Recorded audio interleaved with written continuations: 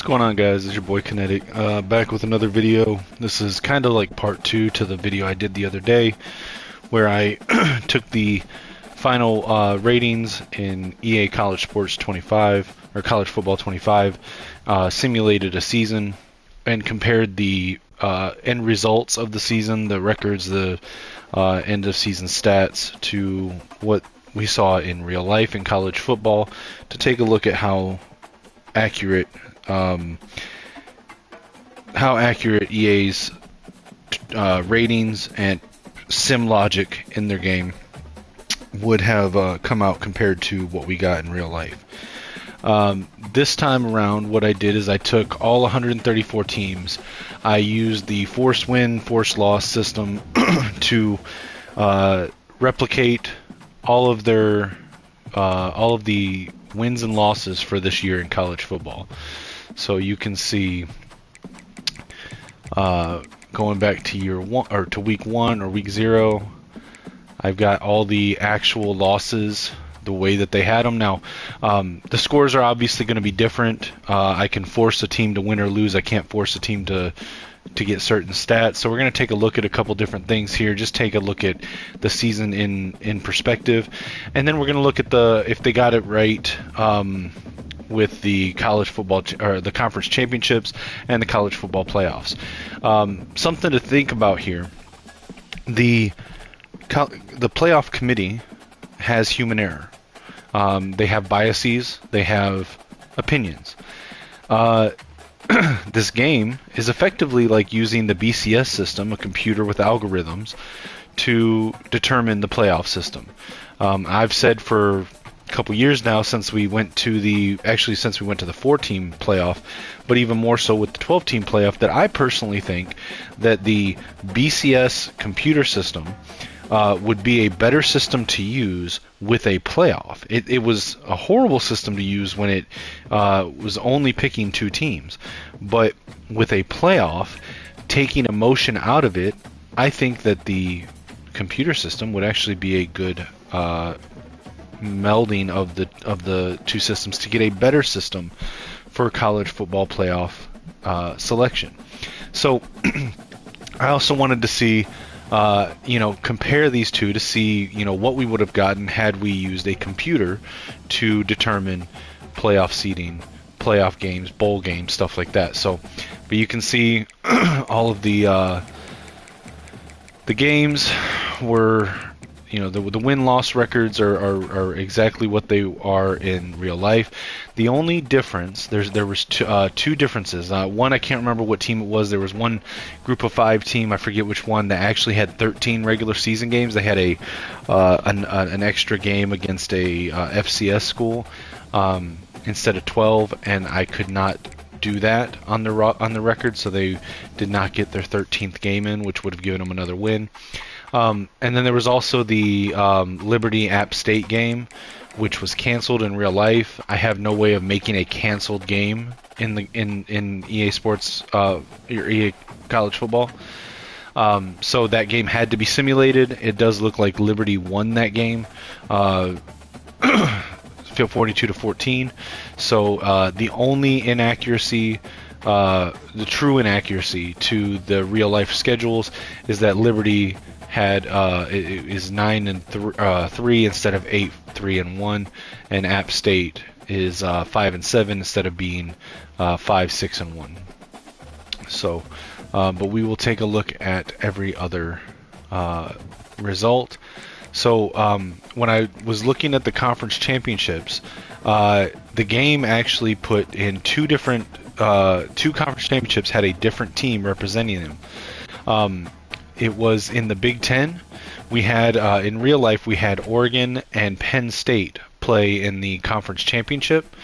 In the game, they were both 11-1. Indiana and Penn State. Penn State was actually ranked number 1 in the country, but for whatever reason, and I could not figure out what the reason was, the game put Indiana in the Big Ten Conference Championship against Oregon instead of Penn State, which is why Indiana has an additional loss at 11-2, where Penn State should be at 11-2 as well. The other one was the Big 12, I believe. Yeah, Big 12 put BYU in the conference championship over Iowa State.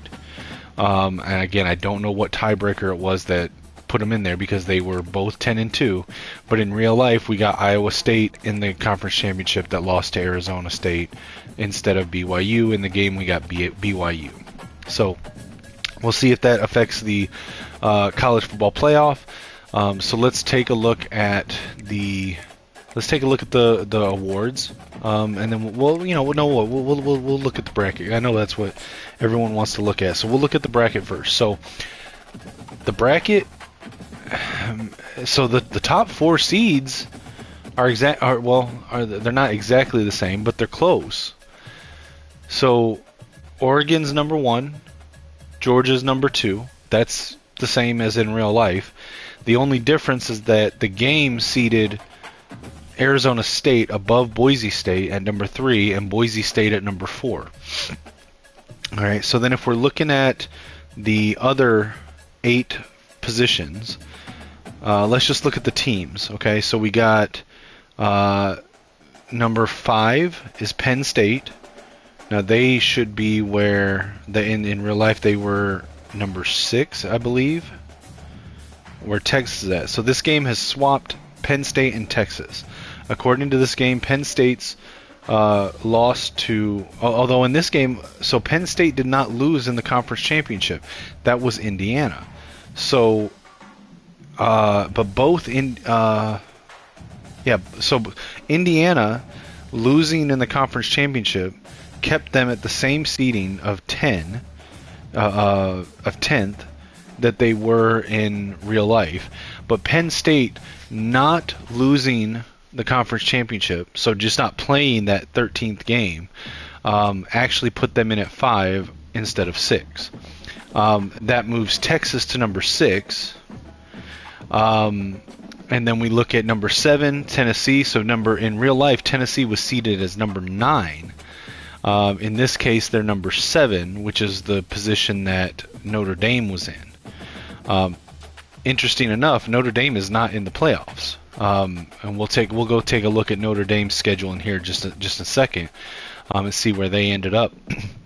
But it looks like South Carolina was the only team that got into the playoffs in place of Notre Dame that did not make it in real life. They are 9-3 overall, so I'm not sure about that. They're 9th ranked in the country, 9-3. I'm not sure how that puts them in over Notre Dame, but we'll take a look at that here in a second.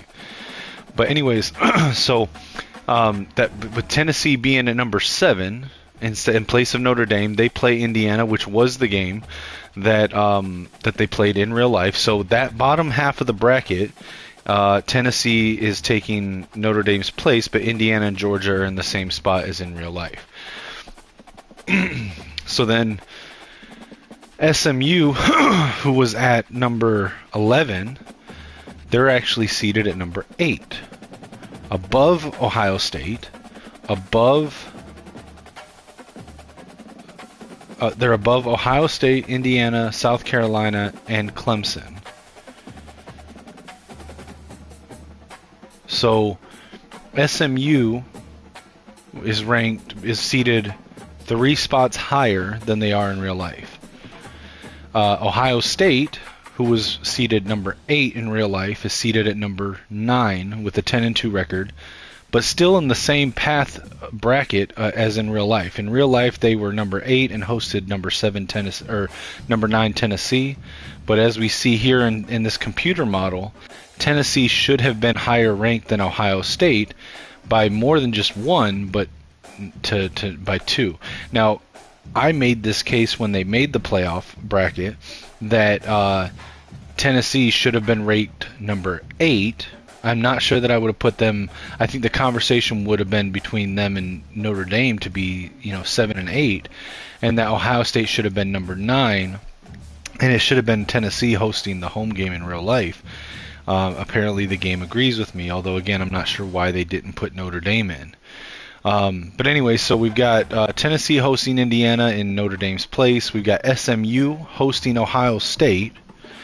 We've got Texas hosting South Carolina, since SMU was in the number 11 position, and Penn State would have been in the number 6 in real life.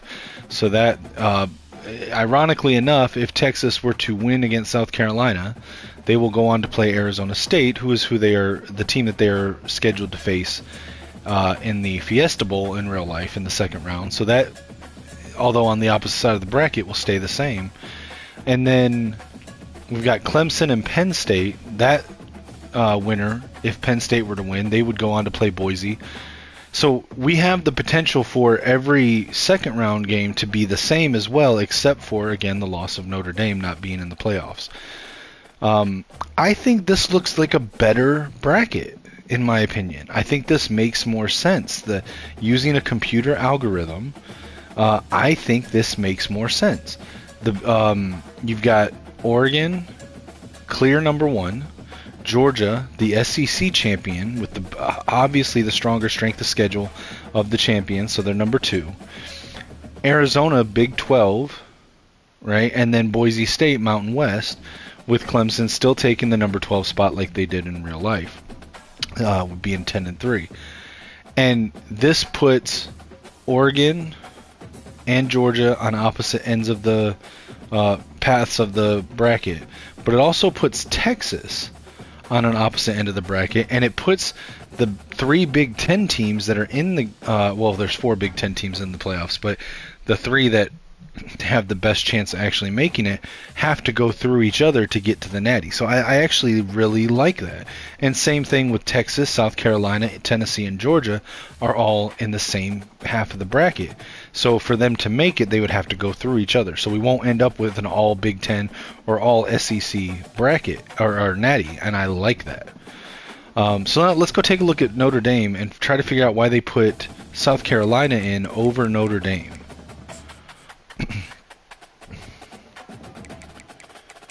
So let's see. Notre Dame.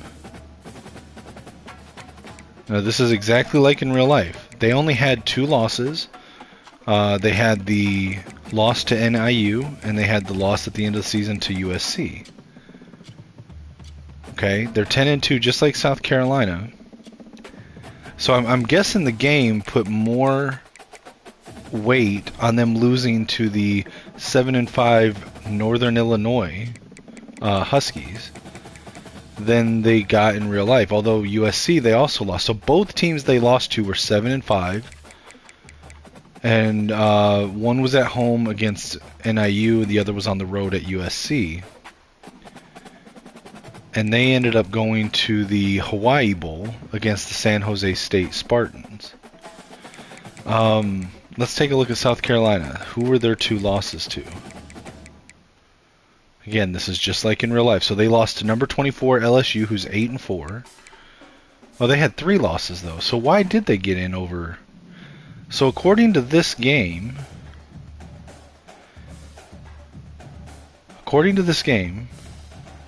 having 3 losses, 2 at home to LSU and Ole Miss, 1 on the road at Alabama, is a stronger strength of schedule than Notre Dame losing at home to NIU and on the road at USC.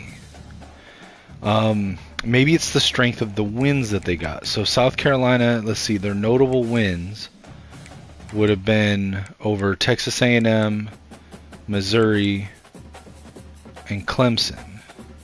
So they beat a 10-3, a 9-3 team, a 6-6 Oklahoma, 8-4 Texas A&M, 8-4. No, they lost to LSU. So Notre Dame's notable wins to contrast their losses.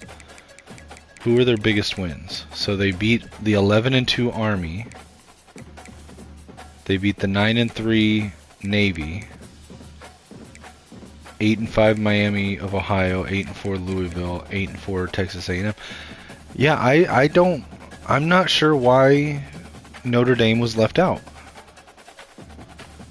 I think Notre Dame should be in exactly South Carolina's spot. That's my opinion. So I think that's the only place that the game messed up. I'm not sure what the logic is for the game to do that, but I believe that this bracket is seeded better than the one in real life. But I do think that Notre Dame should be in at number 11 in place of South Carolina.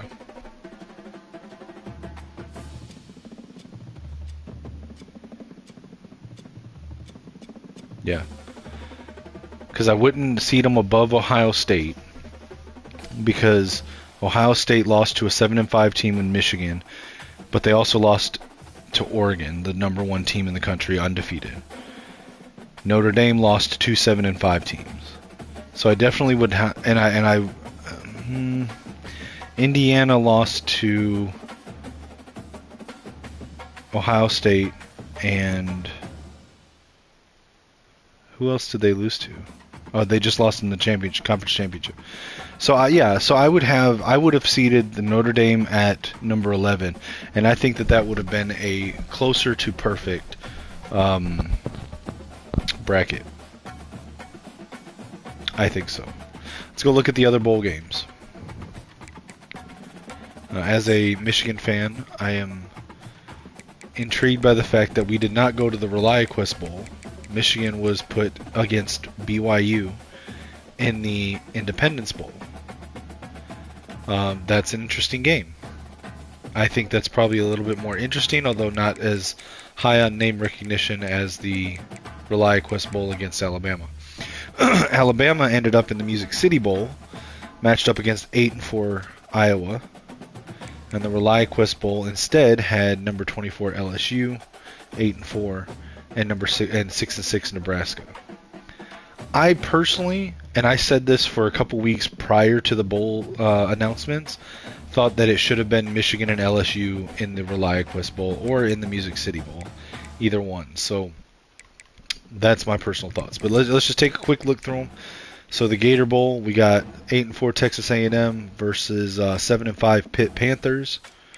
The Citrus Bowl, we got North Carolina 6-6 against 9-3 Mizzou Tigers.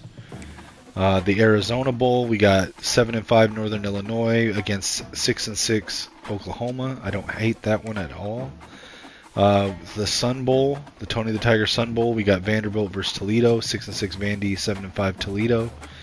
The Duke's Mayo Bowl, NC State Wolfpack, 6-6, West Virginia 6-6 Mountaineers. The Alamo Bowl is 7-5 Rutgers versus 9-3 Colorado. The Pop-Tarts Bowl is the number 20 ranked 10-2 Iowa State Cyclones against the 7-5 Virginia Tech Hokies. I actually really like that matchup. Camellia Bowl, the Buffalo Bulls versus the Washington State Cougars, both 8-4. That would have been a decent bowl. Probably a big win for Washington State. Although not if after Mateer transferred. We got Florida Gators matched up against Baylor Bears in the Guaranteed Rate Bowl. Boston College and the Illinois Fighting Illini in the Holiday Bowl. Liberty Flames and Duke Blue Devils in the Birmingham Bowl. East Carolina 7-5 against the 8-4 Texas Tech Red Raiders in the Liberty Bowl. First Responder Bowl is Memphis 10-2 against 6-6 North Texas. That seems a little lopsided. Why are we getting a 10-2 team against a 6-6 team? Military Bowl, Navy would take on Georgia Tech. That would be a fun one to watch. The Texas Bowl, number 15 Ole Miss taking on TCU, 9-3 Ole Miss against 8-4 TCU. The Armed Forces Bowl, UConn 8-4 takes on 6-6 New Mexico. As we mentioned before, Michigan and BYU in the Independence Bowl. Kansas State 8-4 against Louisville 8-4 in the Gasparilla Bowl. The Hawaii Bowl is San Jose State against Notre Dame. I feel like Notre Dame could have gotten a higher profile bowl there. Apparently this game just doesn't like Notre Dame. The New Orleans Bowl, Sam Houston Bearcats taking on Texas State Bobcats. The Detroit Bowl, Minnesota Golden Gophers against Western Michigan Broncos. Boca Raton Bowl, the Army Black Knights taking on the Miami Hurricanes. That would have been fun. The famous Idaho Potato Bowl, Fresno State Bulldogs against the South Alabama Jaguars. That would have been fun. Let's see, 68 Ventures Bowl, Georgia Southern and Ohio Bobcats. Las Vegas Bowl, Arkansas Razorbacks, Washington Huskies. New Mexico Bowl, Western Kentucky, and number 22 UNLV. Let's see.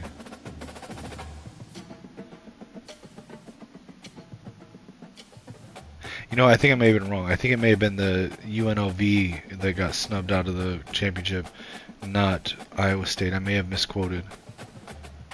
Now that I'm thinking about that, I think it was UNLV that didn't make it. I think, yeah, they put in.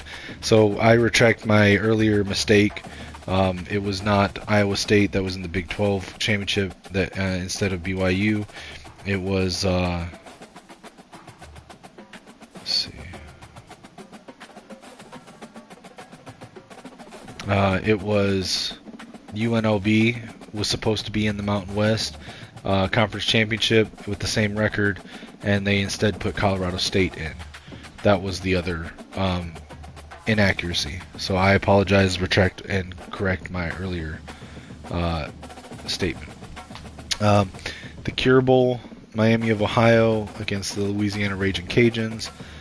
Bahamas Bowl, Marshall against Jack State. Now we know Marshall would have been replaced by Louisiana Tech here because they lost all of their players, so they would have been taking on Jack State in the Bahamas Bowl. Arkansas State Red Wolves 7-5 against the 7-5 Bowling Green Falcons in the Myrtle Beach Bowl. Fenway Bowl would have been Syracuse and UTSA. Frisco Bowl, James Madison against Tulane, and the LA Bowl, hosted by Gronk, would have had USC and Colorado State. I think that would have been at USC and UNLV, and you would have seen Colorado State in the New Mexico Bowl if that had been swapped accurately. Alright, let's take a look at the end of the year awards. So the Heisman winner we had in real life was obviously Travis Hunter. In the game, with the simulation stats, we had the winner in Dylan Gabriel, quarterback of the undefeated Oregon Ducks. The other Heisman finalists were all quarterbacks in this one. Drew Aller from Penn State, Carson Beck from Georgia, Cade Klubnik from Clemson, and Ben Woolridge out of Louisiana. That's a surprising one. All right, let's look at the other awards. Let's look at All-Americans. So All-Americans, first team All-Americans, Caden Salter out of Liberty, first team All-American quarterback. Mekhi Hughes out of Tulane, Dylan Sampson out of Tennessee for running back. Wide receiver where it was Denzel Boston, Troy Stellato, and Dylan Goffney, Washington, Clemson, and Colorado State respectively. The first team tight end Eli Wilson out of App State. Calvin offensive lineman, first team Kelvin Banks Jr. out of Texas, Donovan Jackson Ohio State, Jonah Monheim USC, Tate Ratledge Georgia, Jonah Savaiania out of Arizona. First team defense, we've got Jack Sawyer for Ohio State, Abdul Carter for Penn State, Mason Graham for Michigan, Walter Nolan for Ole Miss. Linebackers, we got Harold Perkins Jr. from LSU, Jay Higgins from Iowa, Barrett Carter from Clemson. Cornerbacks, we got Will Johnson from Michigan, Noel Williams from California. Safeties, we got Caleb Downs, Ohio State, Malachi Starks from Georgia. Kicker, Graham Nicholson out of Alabama, Brett Thorson out of Georgia. Second team All-Americans, quarterback Ben Wooldridge out of Louisiana. Running backs, Jeremiah Love, Notre Dame, and Donovan Edwards, Michigan, if only. Wide receivers, C.J. Daniels, LSU, Mekhi Jackson, App State, and Logan Loya from UCLA. Tight end, D.J. Thomas Jones from South Alabama. That's an interesting one. Offensive line for second team All-American, we got Will Campbell, LSU, Dylan Fairchild, Georgia, Jacob Gardner, Colorado State, Luke Kandra, Cincinnati, Spencer Fano, Utah. On the defensive side, second team All-Americans, Ashton Gillott out of Louisville, James Pierce Jr., Tennessee, Kenneth Grant for Michigan, Tyleek Williams, Ohio State. Along the linebackers, we got David Bailey from Stanford, Sean Dolak from Buffalo, Matt Salopek from Miami of Ohio. Cornerbacks, Siobhan Revel Jr., ECU, Dorian Strong, Virginia Tech. Safety, Xavier Watts, Notre Dame. Malachi Moore, Alabama. Kicker is from SMU, Colin Rogers. And the punter, Tommy Doman from Michigan. And the freshman All-Americans, we got Gio Lopez, South Alabama at quarterback. Caden Durham and Bill Davis at running back, LSU and Louisiana. Wide receivers, we got UAB's Cam Shanks, South Carolina's Vendrevius Jacobs, and New Mexico's Nick Trujillo. Tight end, Ohio's Mason Williams. Offensive line, we got Charles Jagusa from Notre Dame, Alas Alanin from Alabama, Aaron Fenimore from Liberty, Alex Burkmeyer from Penn State, Samson Okunlola from Miami. Defensive side, we got Dylan Stewart, South Carolina, Colin Simmons, Texas, David Stone and Justin Scott at D-tackle, Oklahoma and Miami. Quay Russaw from Alabama, outside linebacker, along with Josiah Trotter from West Virginia. Inside linebacker, Sammy Brown at Clemson. Cornerbacks, O.J. Frederick Jr., Miami. Jericho Washington Jr., Kennesaw State. K.J. Bolden at safety from Georgia. Also Caleb Harris from Auburn. And then Kyle Conrady from Iowa State and Tyler White from Texas A&M. All right. I'm gonna look at. I am gonna play this dynasty possibly on stream after this as just something to do as Michigan. So I am kind of curious what the Big Ten All-Americans look like. So we got Dylan Gabriel, Donovan Edwards, Travion Henderson, Denzel Boston, Logan Loya, Giles Jackson, Kenny Fletcher, Ariante Ursary, Donovan Jackson, Jonah Meinheim, Connor Colby, Johnny Cornelius, Jack Sawyer, Abdul Carter, Mason Graham, Kenneth Grant, Sonny Styles, Jay Higgins, Nick Jackson, Will Johnson, Jabbar Muhammad, Caleb Downs, Kevin Winston, Dragan Kesich, Tommy Doman. Second team, I got Josiah Stewart, my guy on there. Dominic Zavada, Darth Zavada is what we call him. And no freshman from Michigan. Let's take a look here. Other award winners. So let's take a look. So Dylan Gabriel, the runner-up to the Heisman or to Player of the Year, Carson Beck. Of course, Dylan Gabriel got it being the Heisman winner. Head Coach of the Year, Tristan Stanley from Oregon, Ian Liberty from Boise State. So that's Dan Lanning and Boise State's coach's name. I can't. It's escaping me right now. Best quarterback, Gabriel and Beck. Best defensive player, we got Jeffrey Bassa from Oregon. Runner-up, Centurine Perkins from Ole Miss. Best defensive back, Jabbar Muhammad from Oregon. Runner-up was also from Oregon, Jalil Florence. Best running back, Dylan Sampson out of Tennessee takes it, with Jeremiah Love from Notre Dame, the runner-up. Best receiver, Troy Stellato from Clemson. Lance Gilgendry from Louisiana, the runner-up. The Lombardi Award for Best Defensive Lineman went to Jordan Birch of Oregon, with Abdul Carter, Penn State, as the runner-up. The Golden Arm Award to the Senior Quarterback of the Year went to Gabriel, with the runner-up Beck. Defensive End, Best Defensive End of the Year, Jordan Birch out of Oregon. Runner-up Abdul Carter from Penn State. Best Interior Lineman, Tate Ratledge from Georgia. The runner-up was Donovan Jackson from Ohio State. Best Tight End was Terrence Ferguson from Oregon. Runner-up Eli Wilson from App State. That doesn't matter. Best Linebacker, Jeffrey Bassa from Oregon. Runner-up Centurine Perkins from Ole Miss. Best Center, Jacob Gardner from Colorado State. Runner-up Cooper Mays from Tennessee. The Lou Groza Kicker of the Year Award, Jonah Dalmas from Boise State. Runner-up is Atticus Sappington from Oregon. Best Punter, Jeremy Crenshaw from Florida. Runner-up was Tommy Doman from Michigan. Ironically, in real life, Tommy Doman just transferred to Florida. Best Returner, Kobe Drake from Memphis. Runner-up Sawyer Dearman from San Jose State. All right. And final top 25 before we go through the playoffs. We got Oregon, Penn State, Georgia, Texas, Tennessee in the top 5. SMU, Ohio State, Indiana, South Carolina, Arizona State. Starting at 11, Alabama, Boise State, Notre Dame, Missouri, Ole Miss. Then we got Miami, Illinois, Clemson, BYU, Iowa State, Duke, UNLV, Baylor, LSU, and Colorado. I'm going to look at some season stats, looking specifically at Michigan. So one thing with Michigan is I did simulate like when the games Davis Warren started, the games Alex Orji started, the game that Jack Tuttle started. I did swap them in and out accordingly. If only Davis Warren had actually had 1,800 yards, 14 touchdowns. I mean, he almost had the 10 interceptions, I guess. All right, he probably did have the 10 interceptions, but I don't think he got anywhere close to 1,800 yards or 14 touchdowns. Alex Orji, in the 2 games that he started, went and as the backup quarterback the rest of the year, went 636 yards, 4 touchdowns, 3 interceptions.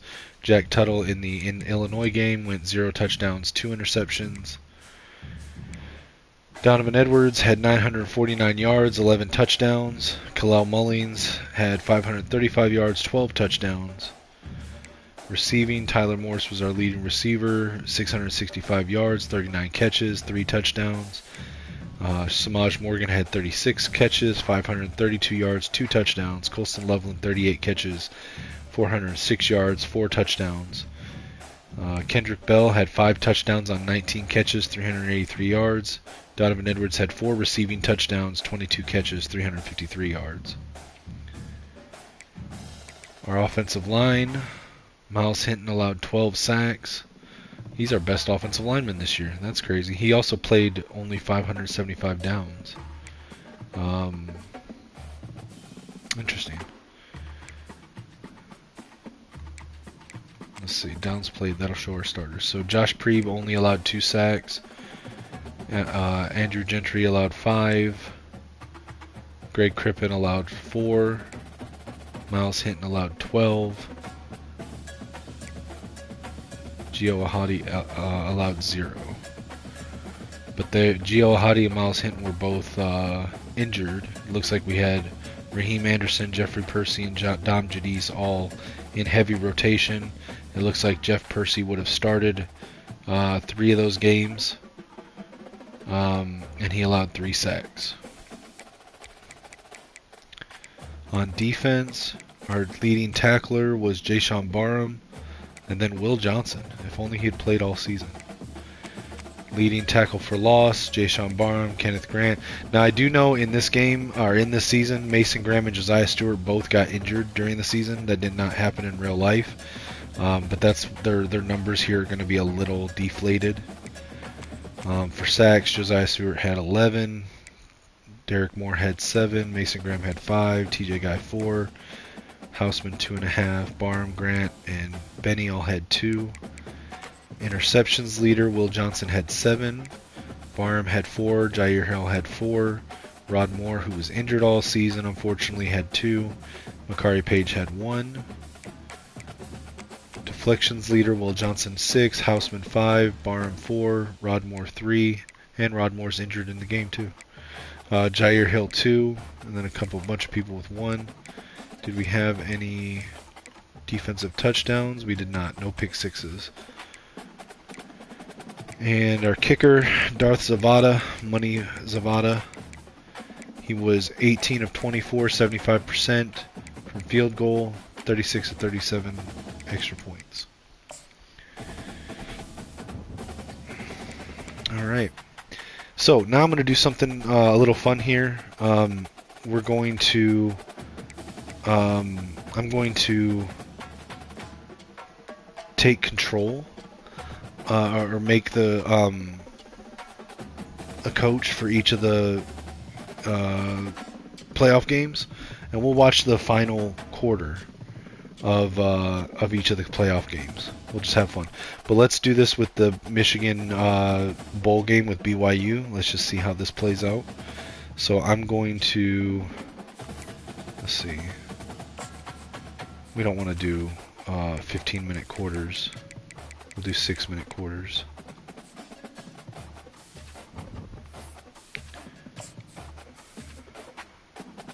Alright, so I'm just going to simulate the first 3 quarters, then we'll watch the last one, and then we'll do this with each of the playoff teams.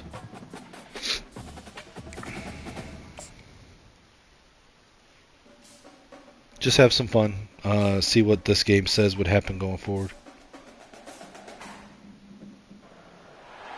Welcome to Shreveport, Louisiana, home to the 11th oldest bowl game in college football, the Radius Technologies Independence Bowl. Bowl games are not only a reward for how you played in the regular season, but can be a springboard into next year as well. As we'll see a squad from the Big Ten, the Michigan Wolverines, taking on the 19th ranked team in the land, the BYU Cougars. For EA Sports College Football, I'm Reese Davis, joined here in the booth, as always, by David Pollack and Jesse Palmer. Guys, let's tee this one up.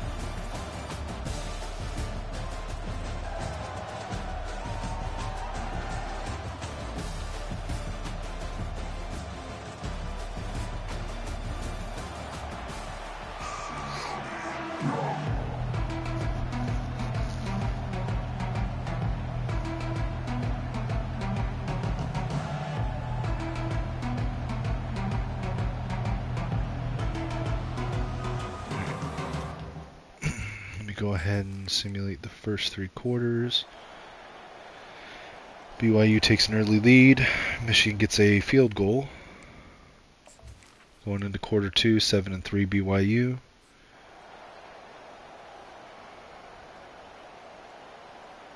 Going into halftime, BYU's up 10-3.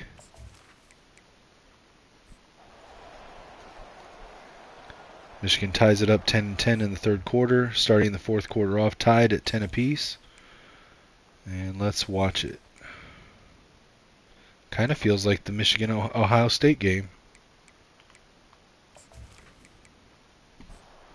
First down to start the drive after the break. All right, so we start the 4th quarter with BYU on their 11-yard line in scoring range. See if they punch it in here. Oh, it was almost picked by Will Johnson. It'll be 2nd down, and remember, they can pick up a first without scoring. On 2nd down, pass over the middle, completed.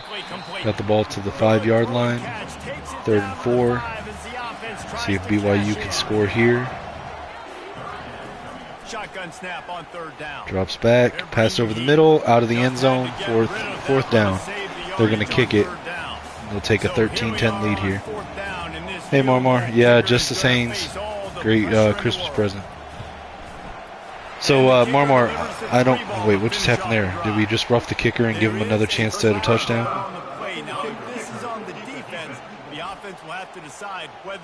Yep, that's what they did. Cody Jones just allowed BYU to most likely get a touchdown now instead of a kick. Marmar, have you been watching long? Right? Have you been watching long enough to know what I'm doing here, or you want me to summarize it real quick? Because I think it's kind of interesting.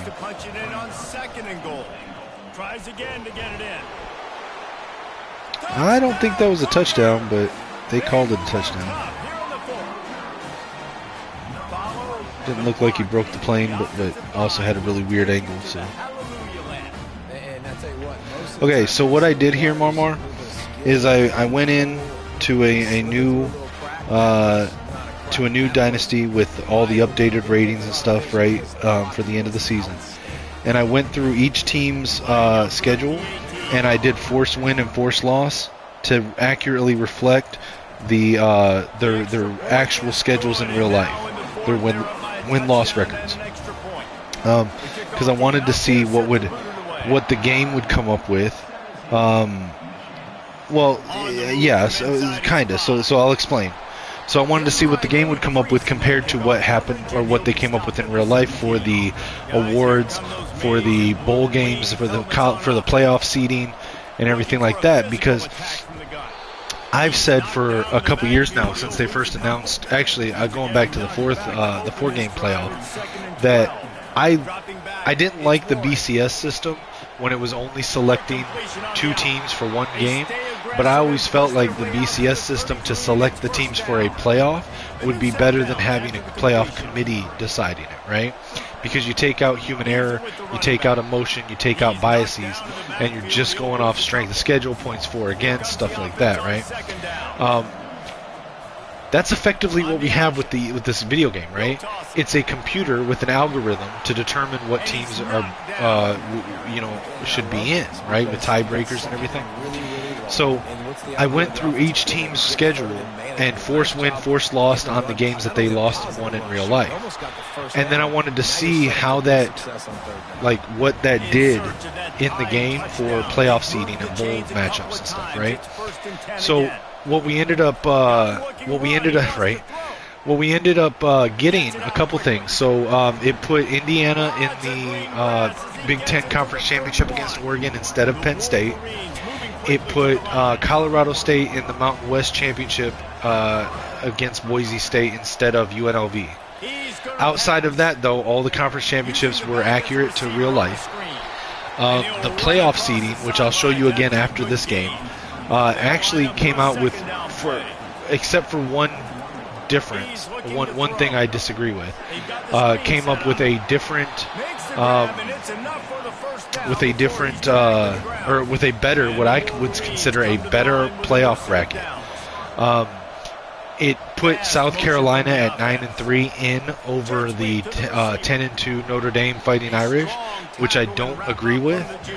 But every other part of the college football playoff bracket in this, I think, is a better seeding of the playoffs than what we got in real life. Kalel Mullings with a touchdown to tie it up there. So it put the same teams that we got in real life into the playoffs. Just, again, take out Notre Dame, put in South Carolina, right? It swapped Boise State and Arizona State. So Boise State was ranked number 4, or seeded number 4. Arizona State was seeded number 3. So that puts Boise State up at the top for the Fiesta Bowl and puts Arizona State down for the the Peach Bowl, I think? Peach Bowl? Yeah, they lost to NIU. So I was looking at that. So that's what I looked at. So they lost to 7-5 NIU and 7-5 USC. But South Carolina lost to LSU, Alabama, and Mizzou, I think, was the other one. I'd have to go back and look. But they had 3 losses, right?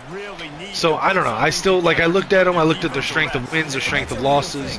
And I still think I would have put Notre Dame in over LSU.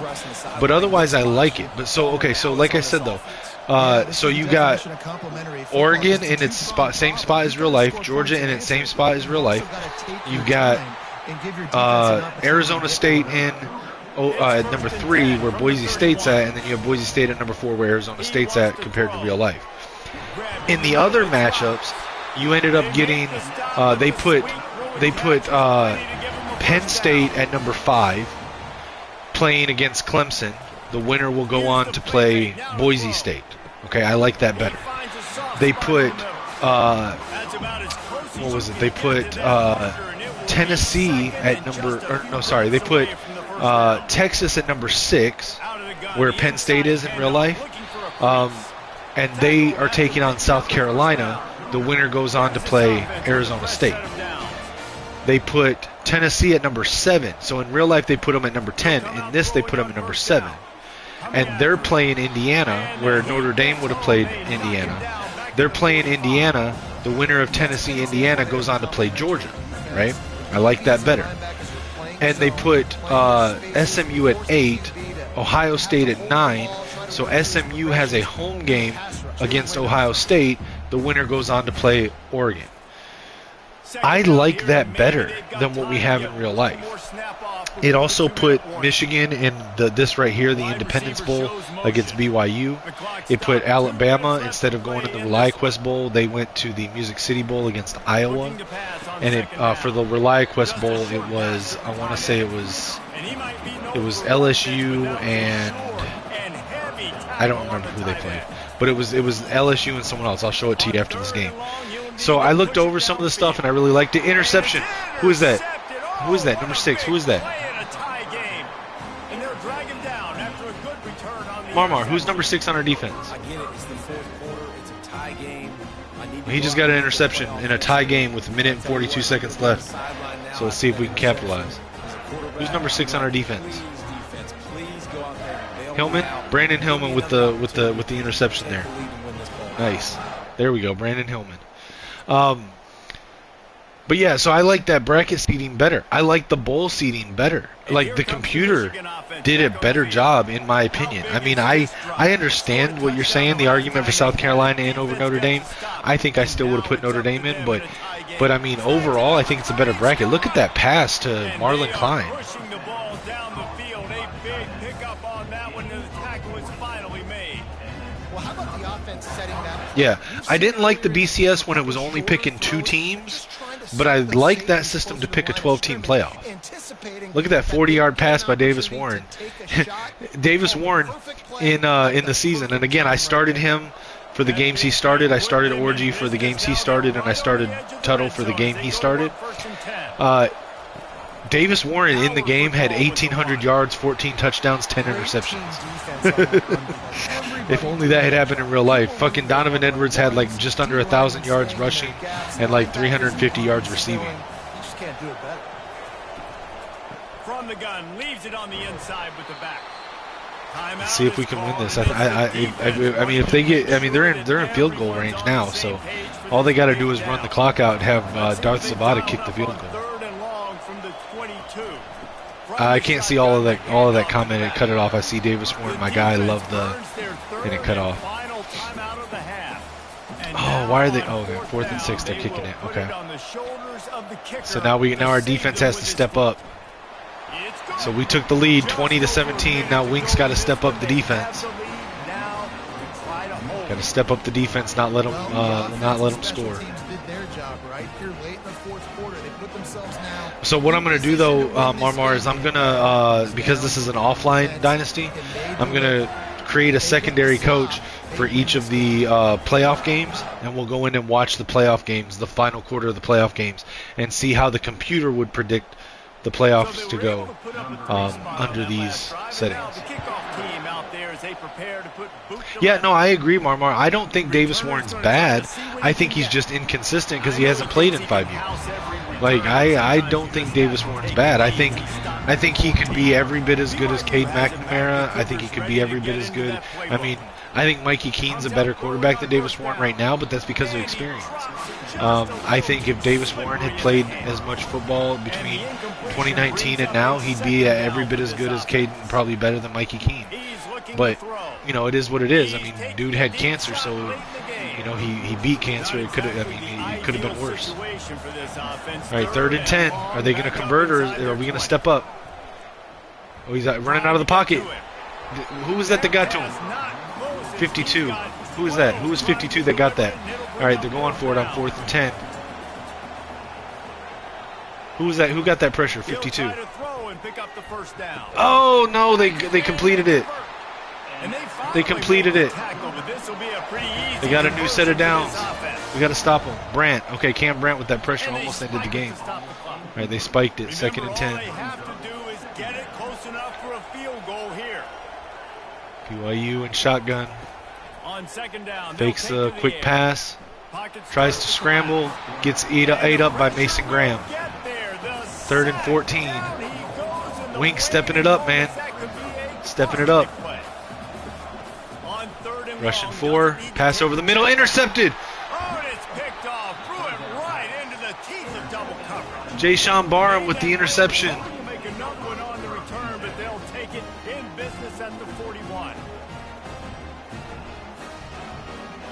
Jay-Sean Barham with the interception. How about that?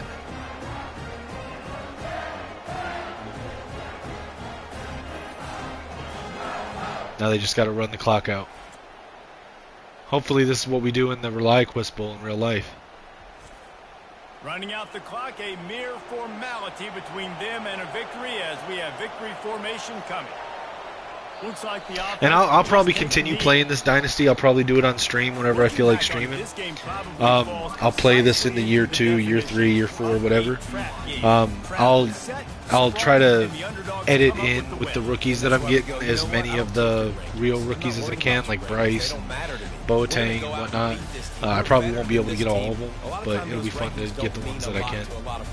And you can tell it didn't mean a lot to this team, and that's Yeah, that's fine. Well, what questions you got? Absolutely, David. I mean, that's why you play the game. This team knew they had to come out. They were going to have to put their best foot forward in order to get the W. They did just that. They're talented. They're obviously motivated. I can't wait to see how they follow this up in their next game.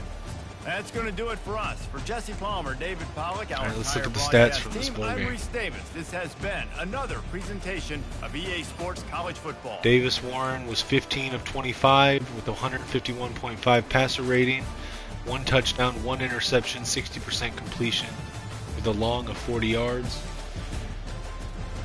Donovan Edwards ran for 9 carries, 18 yards, no touchdowns. Khalil Mullins 7 carries, 27 yards, 1 touchdown. So not much on the ground today.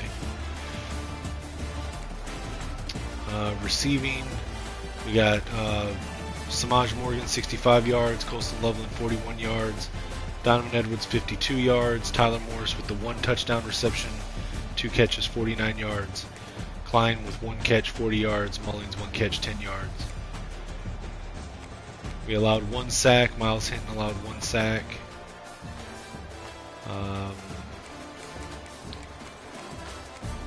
Derek Moore had 2 tackles for loss. Houseman, Bennett, and Graham all had 1.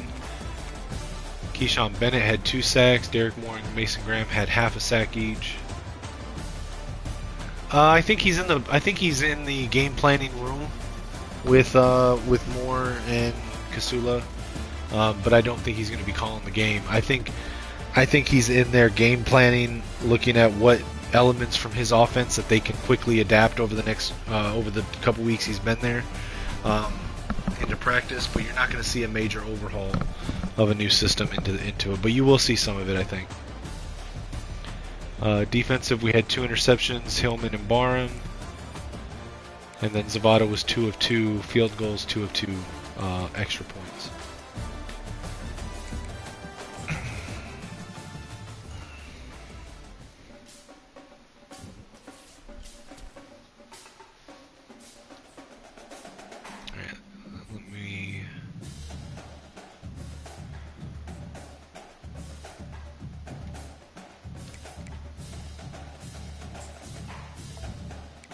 Open up motivator, those points, and then alright, so check it out, Marmar.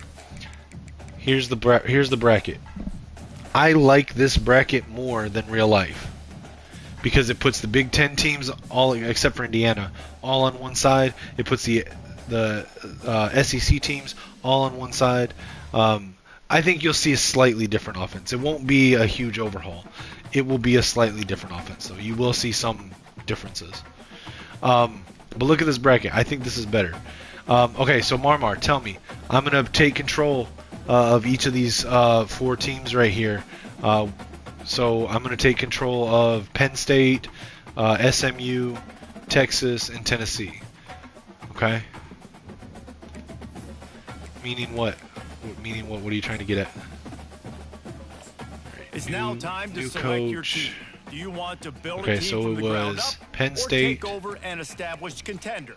Pay attention to each team, and now Just gonna take control of their actual choose to create of their a coach. Congratulations! Yeah, what about it? I'm gonna take control of SMU.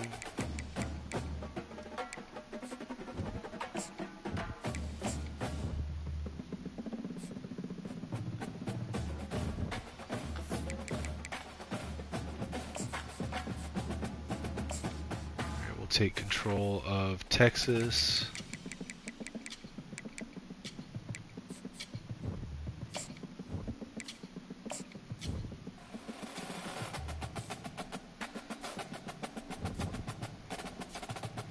I mean, I just think you'll see a little bit more of like some of the spread concepts opened up. I think you'll see Samaj Morgan get used a little bit better. I think you'll see potentially Fred Moore get used a little bit better. Just with crossing patterns, not trick plays, but gadget plays. I think that you'll see, you'll still see the Sharon Moore power running. I think you're going to see a lot of Jordan Marshall and Ben Hall. But you're just going to see a little bit more spread added to the pro style. A lot more crossing patterns. It'll be, read this guy and this guy, whichever one gets open, that's your throw type of plays. All right, and then I got to take control of Tennessee.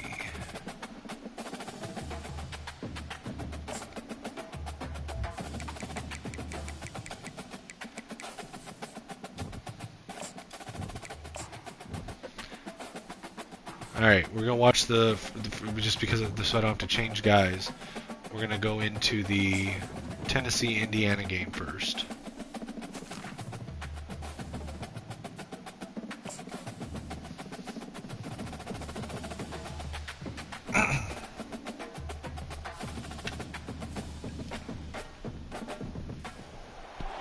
Welcome everybody to something brand new and historic. The 12 Marmar, send me a friend request on PlayStation. And an exciting new wrinkle. These first-round games are on campus in front of hyped-up and partisan crowds. Two teams battling for the right to move on to the quarterfinals. So this one, instead of Tennessee having to go to Ohio State, they have a home game. They're hosting Indiana. Where in real life Notre Dame hosted Indiana and Tennessee had to go to Ohio State for a game. This playoff, the Indiana Hoosiers taking on the number 7 seed in the playoff, the Tennessee Volunteers. For EA Sports College Football, I'm Chris Fowler, joined as always by Kirk Herbstreit. We have been waiting for this, the college football playoff with an on-campus environment. Can't wait to get this going. All right, I'm going to do the same thing we did in the last one. I'm going to simulate the first 3 quarters, and then we'll watch the 4th quarter. All right, Indiana takes the early lead, 10-0. Tennessee scores at the end of the quarter. Starting the 2nd quarter, 10-7 Indiana. See what it is going into halftime. Tennessee scores, they're up 14-10 going into halftime. Let's simulate the 3rd quarter. Tennessee comes out and gets another score, 21-10 going into the 4th quarter, and we will watch the end of this game. First play of the quarter, offense setting up for a 2nd down play. Looks like Cincinnati's going to choke against Tennessee as well. Back. It's Rourke.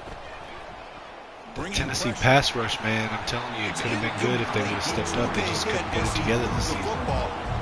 Yeah, James Pierce there on the edge. A long way to go for the first down, but needing this crucial conversion right now. Pass over the middle, completed, first down.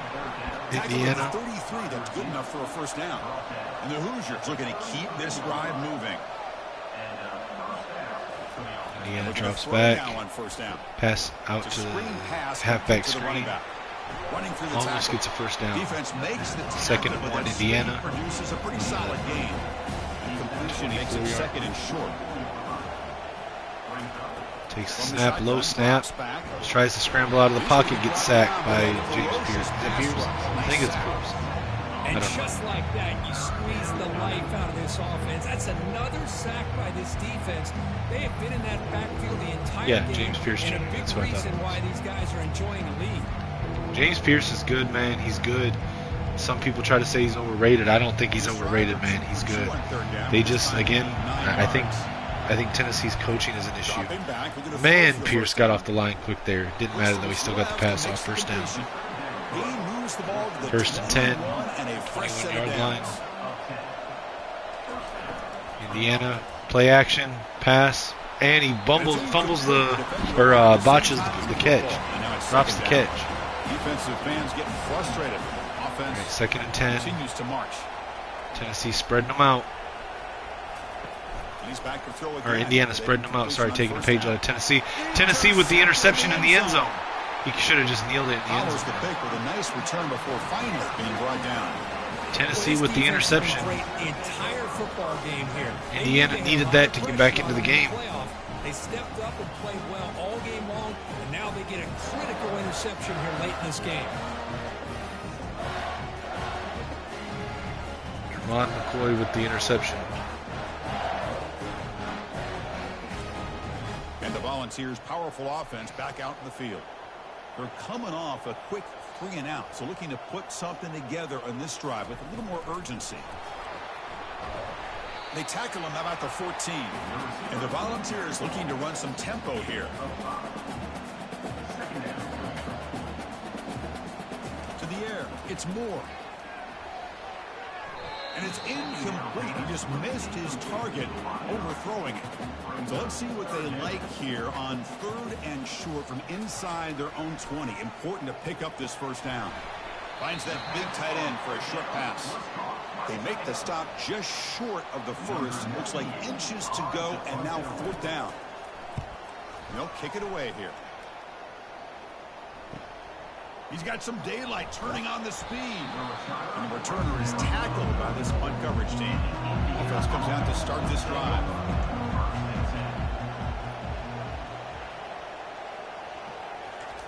On 1st and 10, they'll look to throw it. And he finds a wide open receiver. They forgot about him downfield. Tackle made after a big gain. They call the draw play here.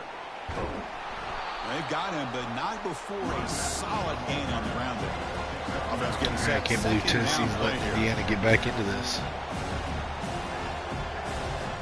There's the snap. Quarterback setting up the throw. Sorry, and another interception. Another interception. Curtis Rourke. What is going on? Solid return after the interception. Boy, would this quarterback love to have this one back. They're trying to Rourke is throwing this game away. In the second half, and the defense comes up with a big turnover that could be the nail in the coffin.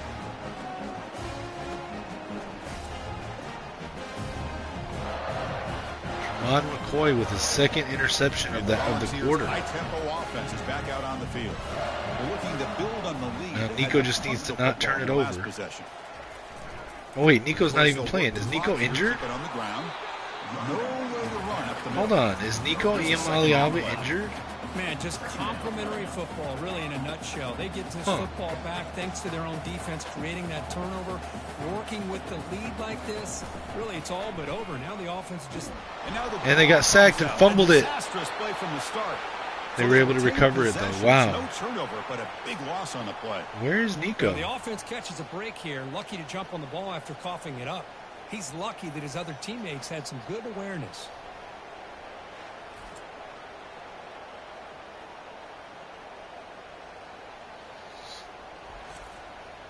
So a tricky situation here. 3rd and very long inside your own 20. How much of a risk do you take? You know this defense could be very aggressive at this moment. Now to play fake, he'll look to throw it. Here's a shot toward the right sideline. That was a good pass. Potentially a touchdown-saving tackle, but not before a long completion. The Volunteers line up on 1st and 10 now. Oh, big hookup here. They're forced to throw the ball on 3rd down, and the connection's going to keep this drive alive, and also, more importantly, just hand it off to Samson. Clock moving.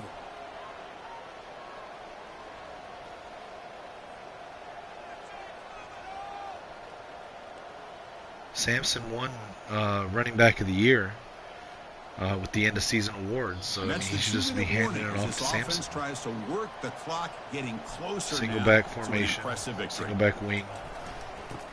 Hands it off. Right to the ball. Good gain, 7-yard gain. Dylan Sampson, timeout by Indiana. Now a timeout taken by the defense, trying to preserve as much clock as possible for their offense. Bunch formation, single back. Hands it off, run up the middle. 2-yard run, 3rd and 1. Timeout by Indiana. That's their 2nd timeout. Preserve as much clock as possible. Throw down coming up after that running play. Tennessee in the pistol. Drops back, throws the screen, gets the first down. That's game. And he'll head out of bounds, but not before picking up enough for a first down. Ran out of bounds, so that wasn't a good. Set for the 6th play in this drive. Bunch formation, hands it off. Stopped. Only maybe a yard. 2 yards. Tennessee in pistol. 2nd and 8. That's the wide receiver coming in motion. Receiver in motion, hands it off. Runs up the middle. 3 or 4 yards. No, only 2 yards. I was off. 3rd and 6.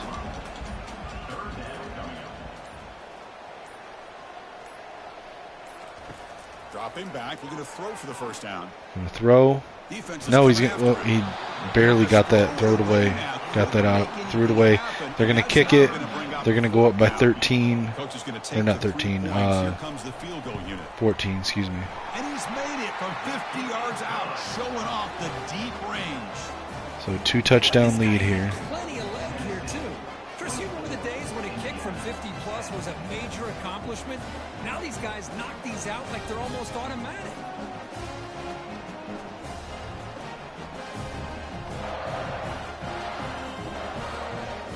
Getting set to kick off after extending the lead with the field goal. The offense knows they have a long way to go and not much time to get there. And here's the return from inside the 5.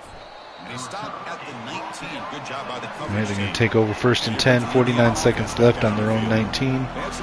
3 receiver set. Rourke drops back. Fires it over the middle. And intercepted. Again. 3 interceptions in the 4th quarter. And he's wrapped up after a solid return. Rourke is trash, dude. He's played well all year. He's trying to make a play, trying to force it into coverage because they need points at this point in the game. Marmar, you still there? You've been quiet, bro. Puts it into coverage and Ricky Gibson on the interception there. So the job is simple here. Just take. Although I guess I wouldn't put that interception on Rourke. The receiver, it went right to his hands. He straight up dropped it into the defender's hands. Of course, in the playoffs, it's survive and advance. This is a crucial W. Great performance, but now I'm curious if Nico is injured. Challenges will continue going forward. yeah, more and more pressure will grow as this team continues to win. Player of the game, receiver Brew McCoy, 5 catches, 2 touchdowns, 94 yards. The emotions and how they're able to contain themselves, stay focused on the task at hand. They did that again today. They advance. Cannot wait to watch and see what they can do next week. And that is going to wrap it up. We enjoyed this one here.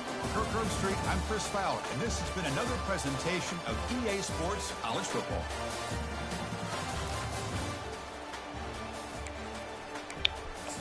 Let's see, did Nico play at all? Nico did not play in this game. He must be injured.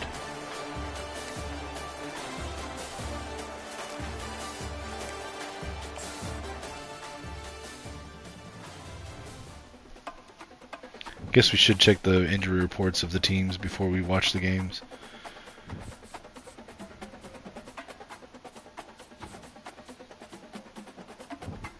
Let's real quick look at their injury report. Okay, they have quite a few out. So Nico is out with a broken fibula, but he would be back in time for the semifinals if Tennessee can win against well, they're playing Georgia, so I don't know how likely that is, but he would be back. But they're also missing Lance Hurd with a fractured elbow, Larry Johnson with a broken collarbone, Jake Merklinger with a broken collarbone. All 3 of them would be back for the Natty if they made it, and Shamarad Umarov, who will not be back this season. Alright, well, let's switch over to the Texas Longhorns.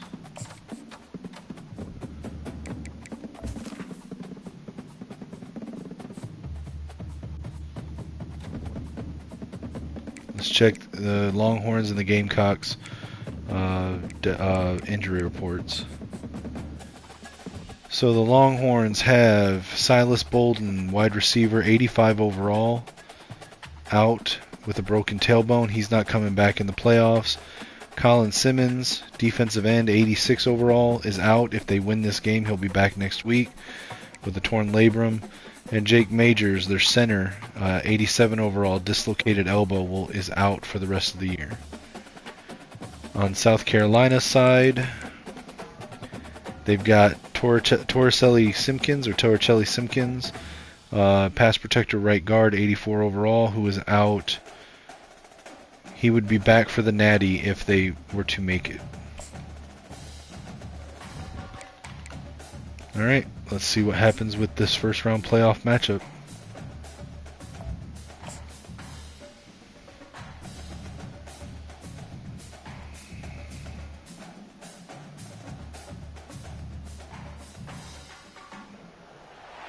Welcome everybody to something brand new and historic. This is a home playoff game in the first round. Texas is hosting the South Carolina Gamecocks. On campus in front of hyped up and partisan crowds. Two teams battling for the right to move on to the quarterfinals. You know, you can't even put South Carolina's team name in title of a video on YouTube. They call it profane. Or maybe it's PlayStation that doesn't allow it, but one of the two. Establish a tradition now of upsets in the first round of the CFP. As we'll see the number 11 seed in this playoff, the South Carolina Gamecocks, taking on the number 6 seed in the playoff, the Texas. All right, we're going to simulate the first 3 quarters.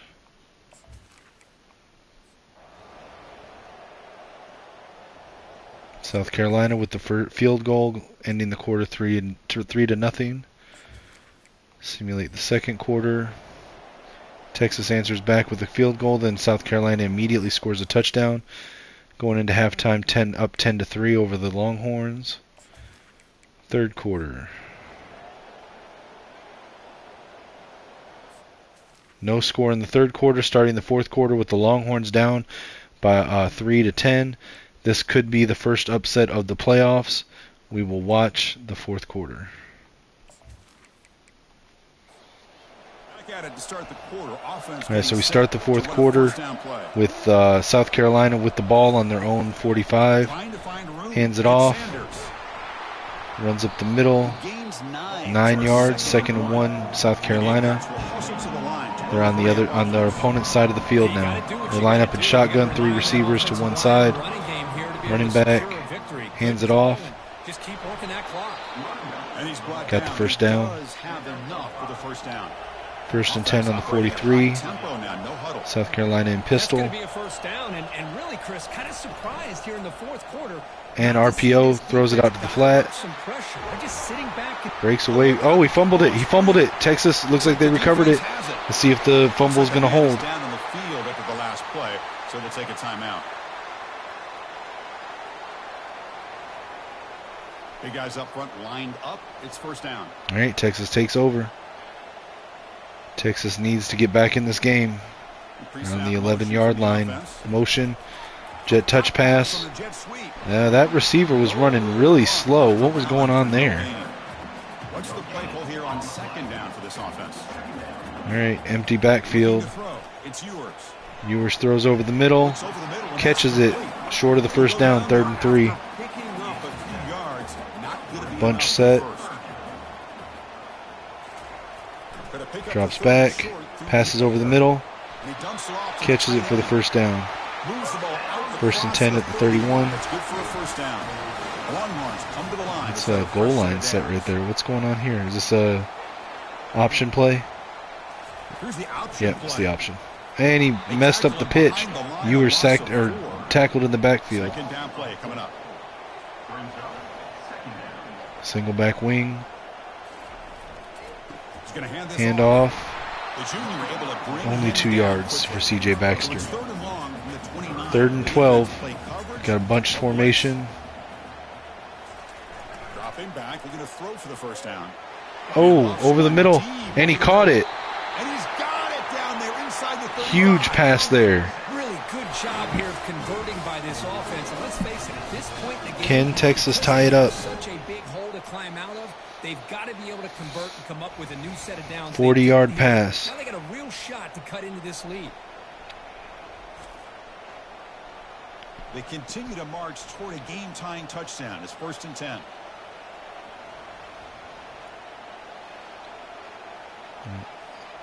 Single back wing. Tight end goes in motion. Tight end in motion. He's going to hand it off. Run to the right. Only a yard. Small gain. Now looking at 2nd and 9. All right, we're in a Maryland I formation. 7th play now on this drive. They'll try the Hands it off. with the running back. Some hard running there. Runs to the right. And that run produces a decent gain. 3rd and 2. So now it's 3rd and short from the 23. Again in that power I with 3 running backs. Doesn't get there though. 4th and 4, 4th down. And they're going to go for it. And the offense is going to try to convert here on 4th down.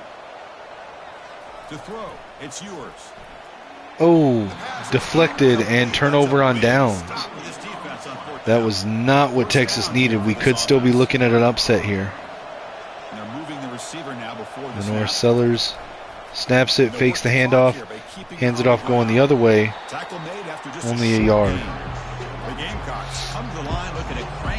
Sellers in shotgun. Just good job here on this stop, but remember the ball is inbounds and the clock keeps moving here late in the game and you're trailing. As a defense, you got to start thinking about utilizing those timeouts. You got all three to use. At what point are you trying to run out the clock? What's going on?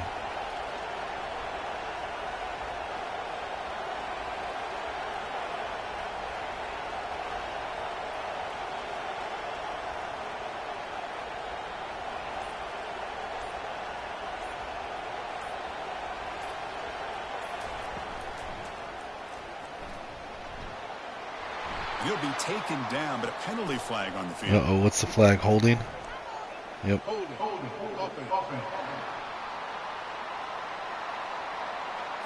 That one hurts. Backs him up 10 yards. Now it's second down here. On the ground. Hands it off. Sanders. Second and 19 to call a run play. That's big. Comes to head. And for the defense, they desperately need to make a play if they believe they have any chance of coming back to win this game. And he picks up the first down before they get him to the ground. A running play gives the offense a fresh set of downs.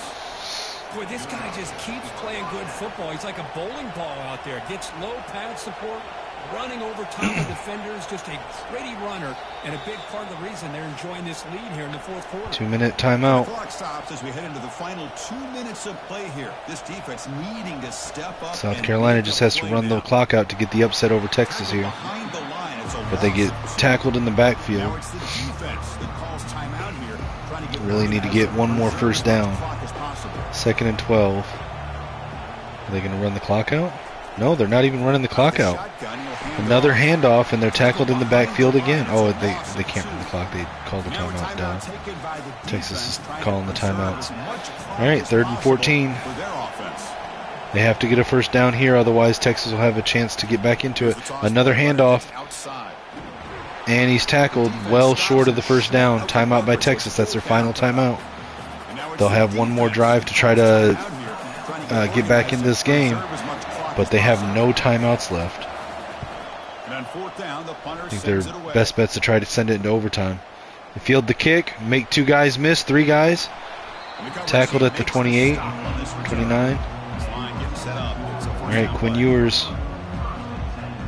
Got 3 receivers, 1 back. Tight end. Leaves the pocket and gets sacked. 2nd and 19 on their own 20.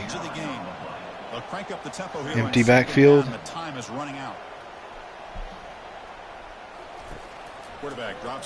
Pass over the middle, short pass. Only 9 yards. He's got 10 more to go. 3rd and 10. They have to use all 4 downs. They have to get a first down here. And he's hit as he throws. Incomplete. 4th and 10. This is Texas's last hope. They got to get a first down here. Throws it over the middle, and he caught it. Texas is still alive. They got to hurry up though. They don't have any timeouts. Empty backfield. Ewers takes the snap, tosses check down over the middle, 6 yards on the pass. 49 seconds left, 2nd and 4th. 2nd and 4, come on. And they spike the ball, stop the clock. 3rd and 4. They have to get a touchdown. A field goal does nothing. Takes the snap. Over the middle, first down. Tackled at the 19-yard line. 39 seconds left. No timeouts. Stop the clock. 2nd and 10. 19-yard line. Empty backfield. Bunch set. 5 receivers. Takes the snap. Looking. Throws it away. 3rd and 10. 30 seconds on the clock. It's a snap. Throws it over the middle, and it's deflected. One more try, 4th and 10. Ewers is under center for this play. Play action. Pass over the middle, and he's short. South Carolina is going to upset number 6 Texas in this playoff game.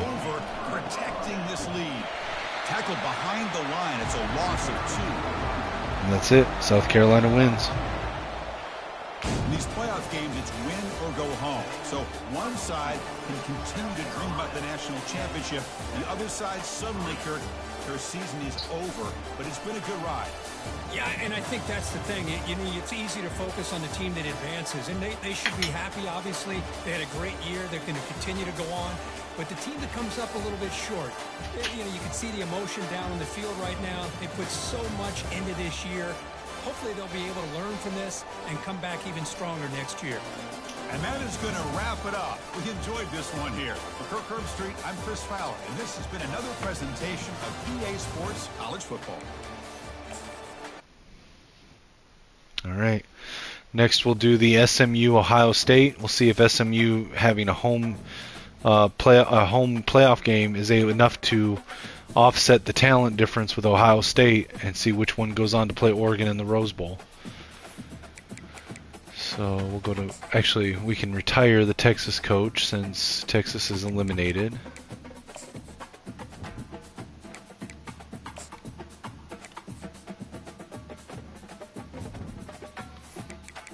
Alright, we'll take over SMU now.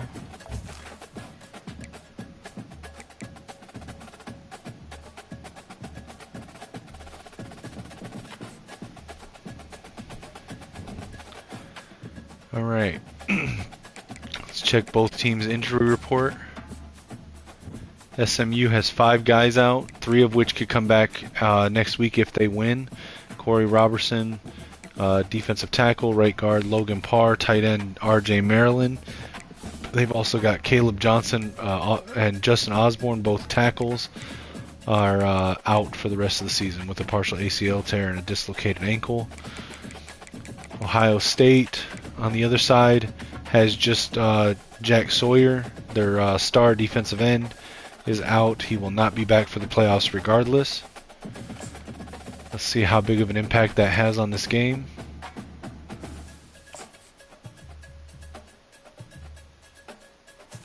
And I realize that I need to set them up with their actual playbooks. Because these last games that we were watching was using my custom playbook.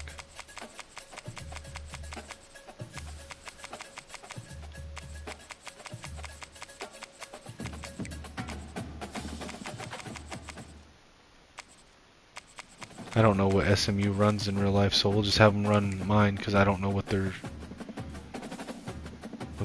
defensive playbook is. Alright, let's jump in. And we're going to simulate the first 3 quarters, and then we'll watch the 4th quarter.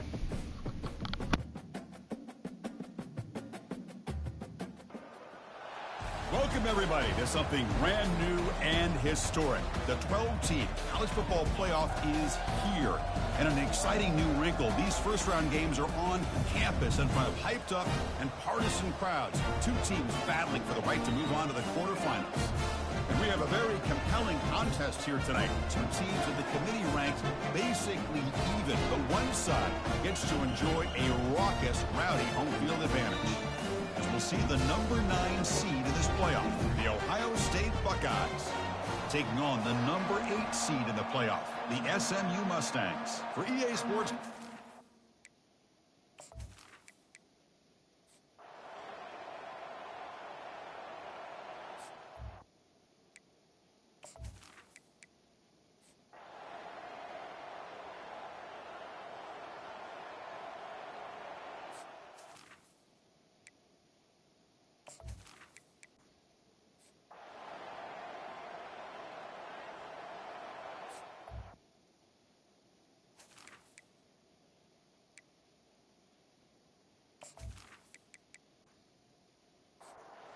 Here we go, first play of the quarter. The offense has a first down.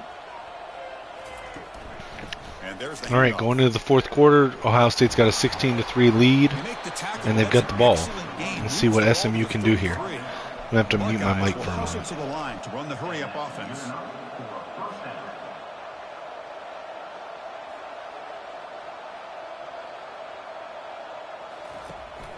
On first down, why not keep it on the ground? Brought down after picking up 5 yards, so 2nd and 5.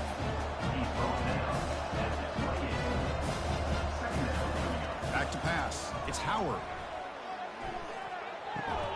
Quarterback finds an open target on the left side.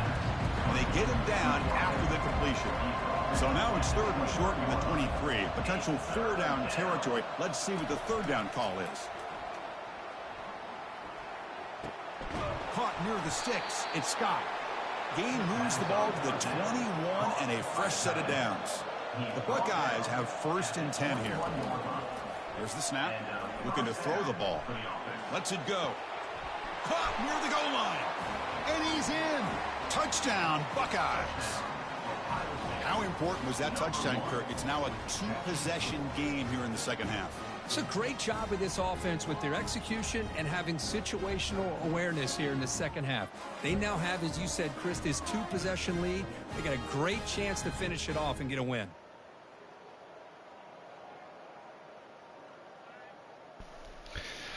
All right, and the Buckeyes scored again with that pass.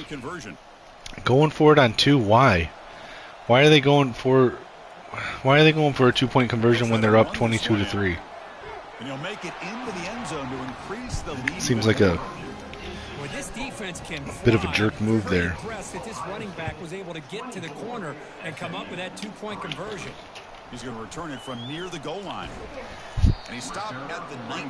Good job. Let's see if SMU can do anything, but I'm pretty sure they're out of this one. Back out on the field now.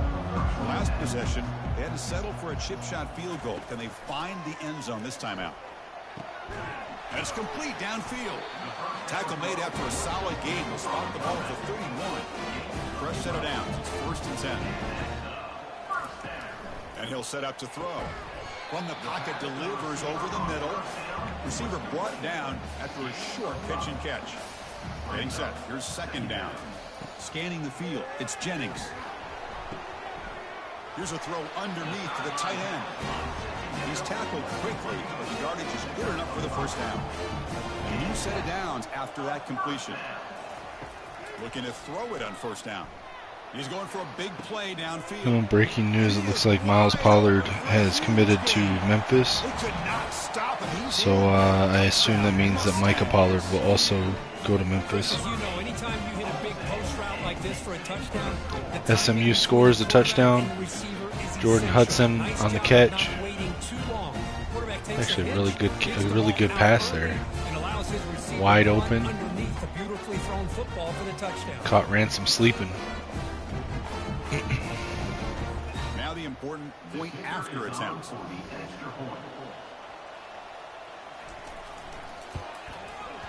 The extra point is good. They're down now 14, 24-10. Getting set to kick the ball off now.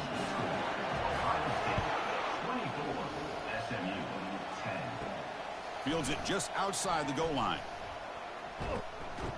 Gets it to the 25-yard line. That's where they'll start the drive. Here comes the powerful Ohio State offense onto the field.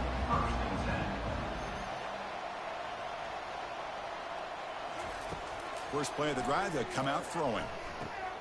Caught over the middle. It's Smith. They bring him down, but an explosive play by this offense. Big game. Buckeyes come to the line to run the hurry-up. You know, they've got a lead here late in the game, and the play calling, I think, shows you how much confidence they have in this Howard quarterback. takes the snap, He's had a pretty clean fakes the game handoff, today, and runs it and this himself. decision to still throw the ball I don't with the understand lead that, but okay. shows you that they believe he's going to make the right decisions and make accurate throws. Off play action, he's looking to throw. Play action pass. Drops back, passes. Oh, it's knocked out. Falls incomplete. Looking for a flag, doesn't get it. Brings up 3rd down. Not going to be easy here. Backed up a long way to go for a 1st down. Drops back, needing a 3rd down completion. Passes over the middle, incomplete. Again, 4th down coming up. Ohio State's going to punt it. Buckeyes will send the punt team onto the field. Bro, they cannot collapse this hard and let SMU get back into it. SMU's still down by 2 scores. There's no way that Ohio State can be up 24-3 and then let SMU come back with 3 touchdowns to get back into it, and they don't. They sack them. And drop back at the 8-yard line. From their own 8-yard line now, it's 2nd and long. Well, that takes the wind right out of your sails. This offense is trying 2nd to and find 16, a way to get back into backed this up to game, their own end zone. and SMU another takes a pressure snap. and a sack against their quarterback. Jennings out to the right. I mean, that pass wasn't going to go anywhere. I don't know why he tried to get that to him. Take a shot downfield. It's the only thing you can do. He's moving out of the pocket now. Scrambles out of the pocket Pull it down and run. and slides. 4th and 5. Down late, they'll keep the offense on the field, trying to chip away at this. Got to get a first down here, otherwise there's no chance for them to come back. Trying for a 4th down completion. Quick throw over the middle. Well, they completed the pass, got the first down. Conversion. Drive stays alive. They're in the hurry up. But he easily makes the first down, and this drive keeps going. Just great execution here on this 4th down to keep this drive alive. And what I love is the accuracy from the quarterback and a good job by the receiver knowing Check where down that over the route middle. to be able to catch the ball. 8 yards. 2nd and 2 on the They stop the 41. receiver, but that's a solid gain on that play. 2nd down here. Time for perhaps just one more play before the 2-minute warning. We reached the 2-minute warning here. This offense And 2-minute needing to warning. score, and then Yeah, I don't think they can make the comeback. They've got 2 minutes left in the game, and they're still down by 2 scores. I mean, it can happen, but that was a good pass. We're on their opponent's 37 now, 38. It's a fresh set of downs. Back to throw again. Drops back, passes over the middle. Grab down the middle. It's Hudson. Gets stopped before he can really get anywhere. 2nd and 5. Plays underneath, tackling these guys inbounds, and just keep that clock rolling. Quarterback wants to throw it on 2nd down. Gets the first down. Not much more, though. Calls the timeout. First 10 out of the half. Let's talk strategy here. And the Mustangs starting a new series here on 1st and 10. Passes over the middle on the crossing route over the middle. and gets the first down. Tackle, but 1st and 10 on the 14. they'll hurry to the line here with the clock running. Snapping it from the red zone now, looking to throw. Drops back but gets sacked. Junior gets home, making a sack there. They'll have to hurry now. 2nd down. Hurries back to the line.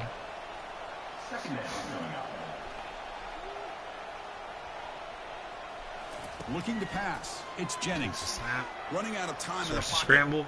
Out of the pocket. Throws Fires it. on the move. And touchdown. He scores. They got the touchdown. Now they got to get the onside kick, otherwise it's pretty much Hold over. on now, Chris. We're under 2 minutes to go, and these guys. Why are you dancing? We We haven't won yet. You're not even back in the game yet. You never know. Do they go for 2 or do they just kick it?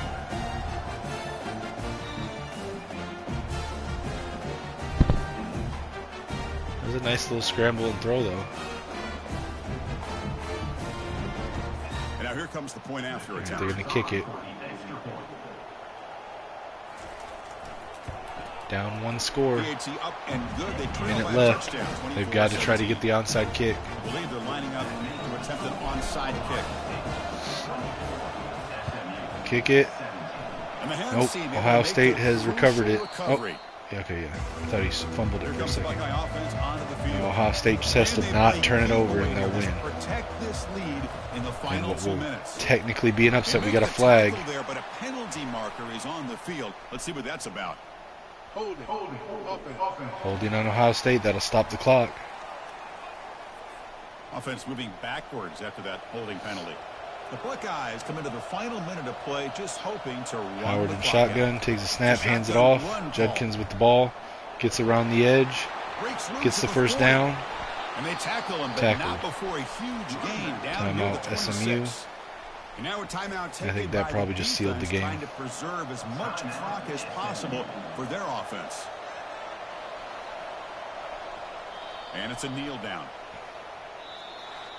So this makes it back-to-back losses, Kirk, and now a little bit more urgency for this team to get things All right. fixed quickly. Ohio State moves on. So we've had 2 games now where the lower seed team has won the opportunity game. for a CFP berth and a shot at the national championship. You know, It's on the outside. Texas was upset by South Carolina. SMU was upset by Ohio State. There is still a lot to play for. And that is going to wrap it up. We enjoyed this one here. For Kirk Herbstreit, I'm Chris Fowler, and this has been another presentation of EA Sports College Football.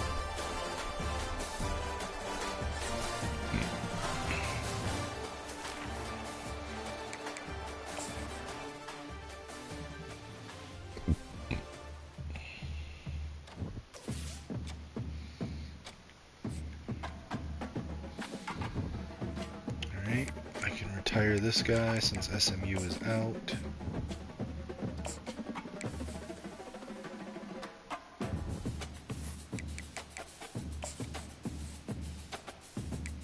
Alright.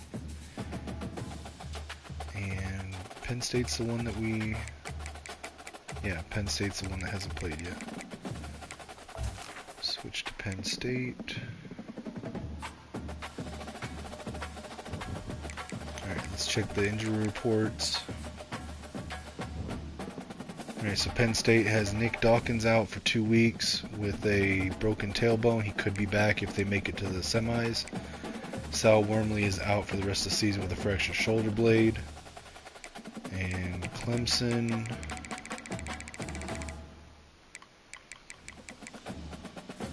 They've got Blake Miller, right tackle, out for the rest of the season with a broken fibula.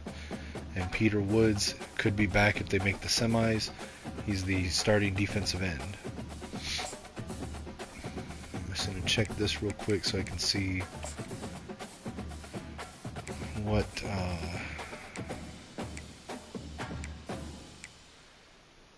let's see. Alright, so they use 4-2-5.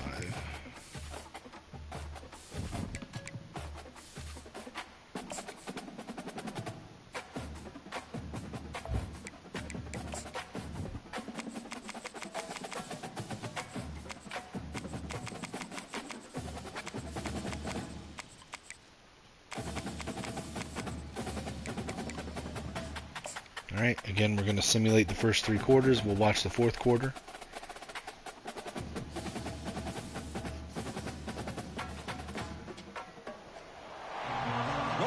And we got a snow game. A snow game in Penn State. Happy Valley.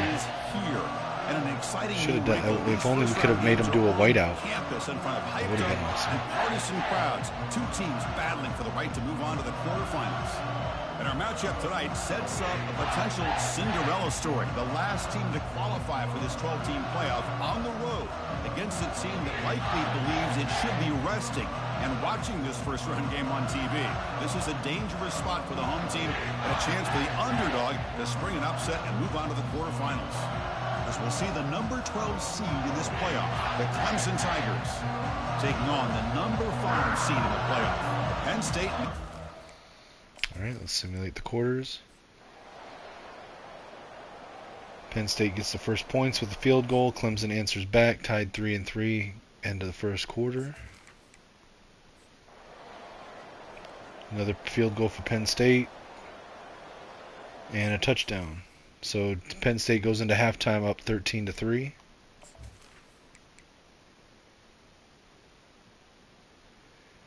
Simulate the third quarter. Clemson with another one, 13-6 Penn State starting the 4th quarter. Need to set it to slow. First play of the quarter is a crucial Penn State with offense the ball. Trying to convert this 3rd down. Just past midfield. Dropping back, it's Aller. Bounce back, tosses it over the middle, deflected by Clemson. 4th down, they're going to punt. They wasted opportunity for a much-needed takeaway there.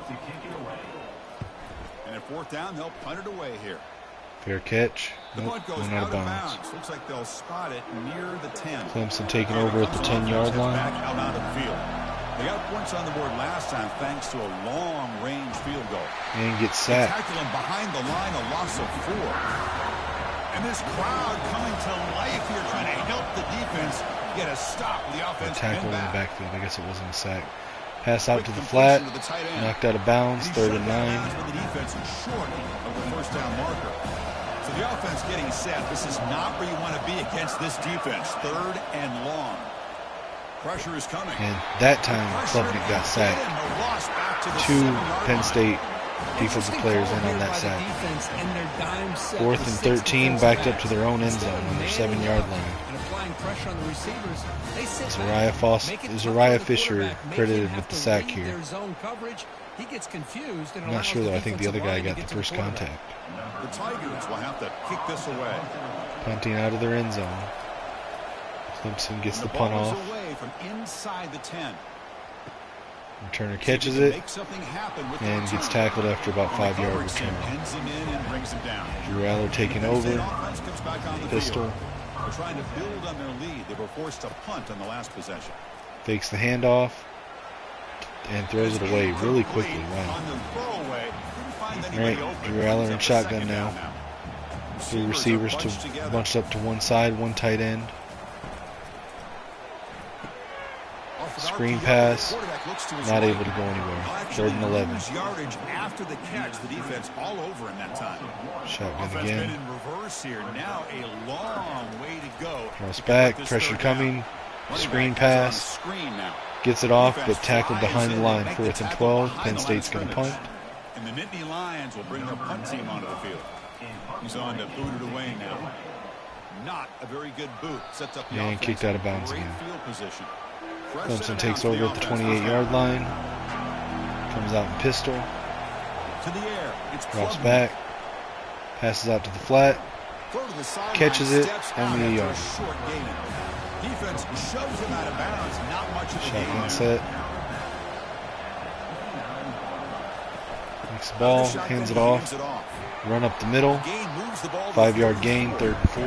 Critical 3rd down play for this offense right here. Klubnik with the snap. Quarterback drops back. Quick toss over the middle. 1st down. And they tackle him, but not before ball on the 43-yard line. And the Tigers split back set. Fresh set of downs. Hands it off. Keep it on the ground. Run to the left. 5-yard gain. So it's 2nd and 5. It'll be 2nd and 5 on the 48.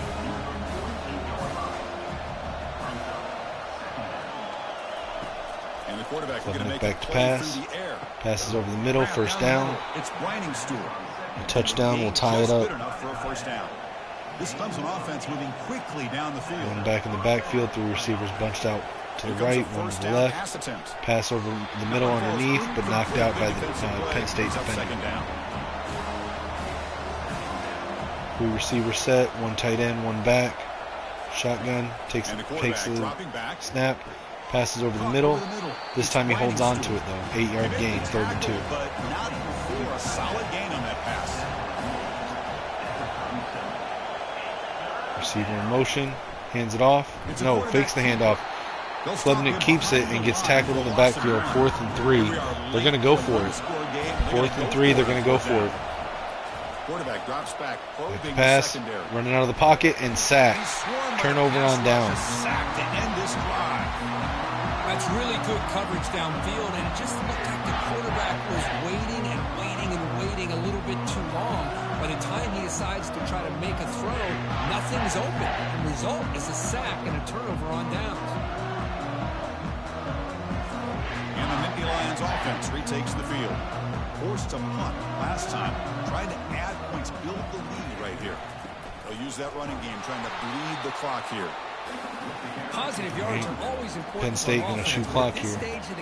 Try to run the clock out.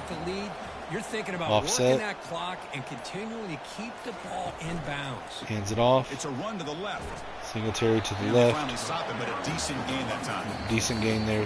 3rd and 2. 2-minute warning. Again, 2 backs offset. Hands it off to the left again. Gets the 1st down and he's running.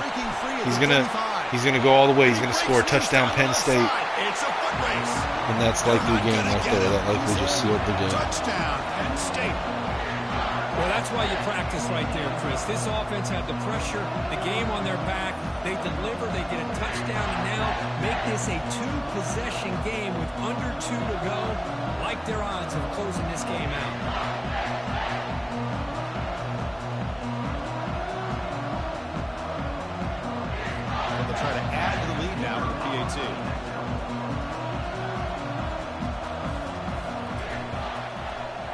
Extra kick, point up and Penn State's up 14 points. Less than 2 minutes left in the game. Clemson gets the ball down 2 scores. Return begins inside the 10. Decent return. He'll be tackled. Gets out to the 27. That's where the drive will start. Empty backfield. Klubnik and shotgun. The last time they went forward on 4th down, didn't get it, and it ended up costing them 6 points. And they bounce back here. Scrambles out of the pocket, throws it away. Barely got that ball out. We got one back in the backfield this time. Will he go out on a route or will he stay in pass pro? Snaps the ball. It's Klubnik. Throws on the underneath route. Complete to the right side. Did he get the first down? And the coach quickly calls timeout after the play. He did get the first down. As much time as possible. On first Klubnik back to pass. And he gets sacked. I don't know why he did that little spin to his left. He could have got the pass off if he hadn't done that. Second down. 3 receivers left, 1 to the right, 1 back in the backfield. Snaps the ball. And gets sacked again. Penn State with 4 sacks in the game. At least 3 of them in this quarter alone. Drops back to pass. Big time pass and almost intercepted. 4th and 26. This is game here. If they don't complete this, they have no chance of coming back. It's a bit of a risk, but with that clock looking the way it looks passes right over now, the middle have and to deflected, go knocked for it down. and hope to convert. Penn State's going to win this game. The coach's choice to go for it does not pan out. There's the snap, and he just takes a knee. Well, this head coach told us we prepared well. We're ready. I'd be shocked if we didn't go out and play well. And he had a good read on his team. It was a big win. This team was incredibly well prepared, and schematically, I liked a lot of the things they did to counter how the defense was attacking them. Sometimes games can be won and lost thanks to a good game plan, and we saw how it made a big difference today. And that is going to wrap it up. We enjoyed this one here. For Kirk Herbstreit, I'm Chris Fowler, and this has been another presentation of EA Sports College Football.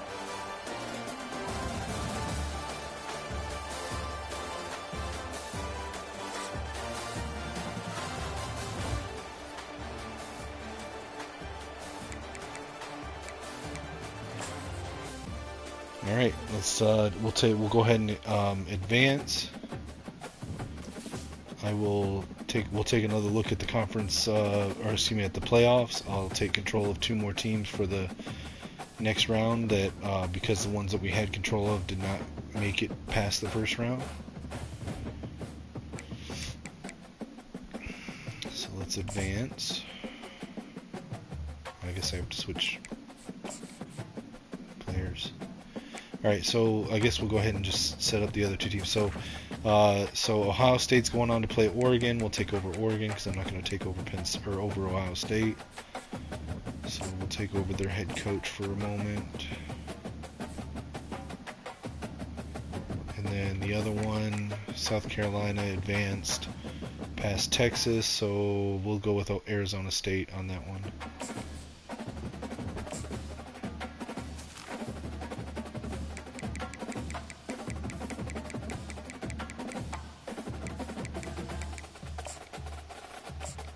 Wait, I've already done Arizona State?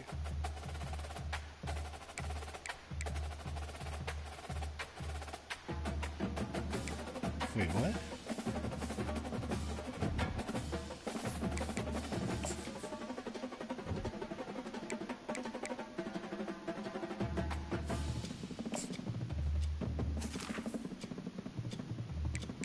Why is it saying that there's people controlling Memphis and Louisville and Marshall? What? I am very confused by that. How are all these teams being controlled by people? Alright, well, is South Carolina being controlled? They're not, so we'll pick South Carolina, I guess.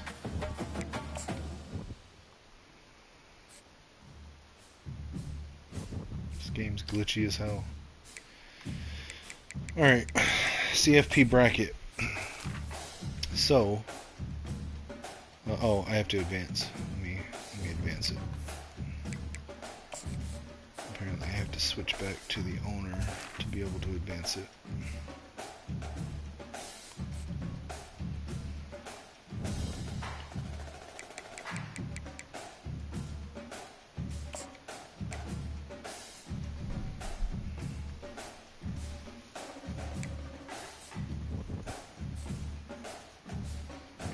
Maintenance real quick because I am planning on continuing to play this after this season. So I did get both of my coaching hires. That's good. Alright, so the playoff bracket now looks like this. So we've got in the Fiesta Bowl, number 4 Boise State taking on number 2 Penn State. Ironically, that's a matchup we're getting just in a different position of the bracket in real life. Same thing with the Oregon-Ohio State game in the Rose Bowl. That is going to be in real life. The other side of the bracket's a little different, though. We got Arizona State hosting for the Chick-fil-A Peach Bowl with South Carolina Gamecocks. And for the All-State Sugar Bowl, we've got Georgia and Tennessee. So we're currently got control of Tennessee, South Carolina, Oregon, and Penn State. I would like to control Boise State, but that's okay. But we're just here to watch the games. I'm not really playing them, so let's swap over. Swap over to Penn State now.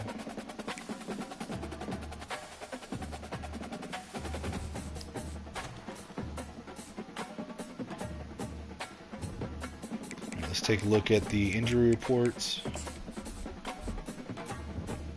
Alright, so Penn State still has Nick Dawkins out with a broken tailbone. He could come back next week.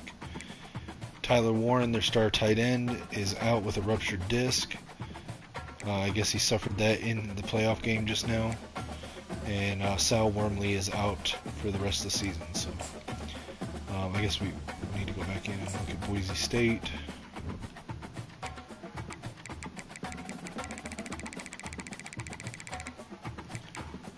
Boise State has injuries that are both season-ending for Mason Randolph, their center, with a fractured elbow, and one of their wide receivers, Latrell Caples, with an Achilles tear.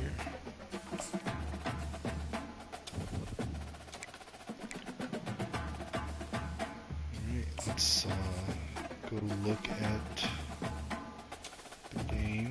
Let me set the playbook so that they're using the actual Penn State playbook.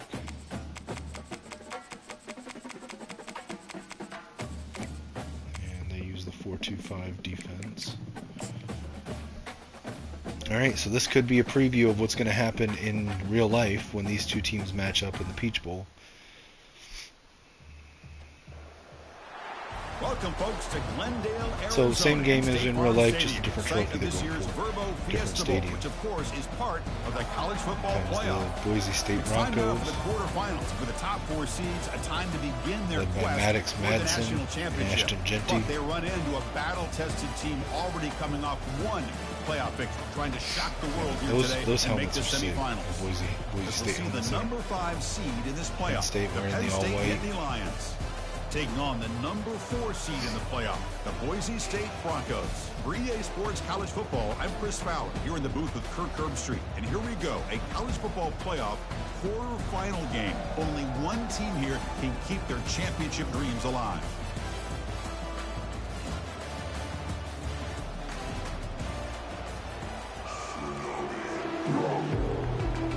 We're going to simulate the first 3 quarters. First quarter, no score in the first quarter. Second quarter, Boise State goes up 7. Penn State answers back, ties it up. Halftime tied 7-7. Third quarter, Penn State goes up 14-7. Boise State gets a field goal.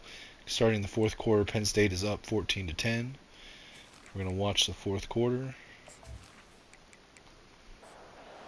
Big play here after the break. Offense trying Boise State has the ball backed up against their own end zone. 3rd and 9. Dropping back to pass. For the first down. Scrambles. throws it, this one to the right side. and completes the catch. Huge gain, breaks the tackle, and scores the touchdown on the first play of the fourth quarter. Boise State has taken the lead, 17-14. Well, this is why they love this guy Maddox so much. Madsen It's with first the time he makes plays like this. man, that had to be what, an 80-yard, 90-yard pass He can do the rest to of the Austin work Bolt. and get it all the way to the end zone. Great play. He threw that from the 2. And then he broke the tackle right there with number 4.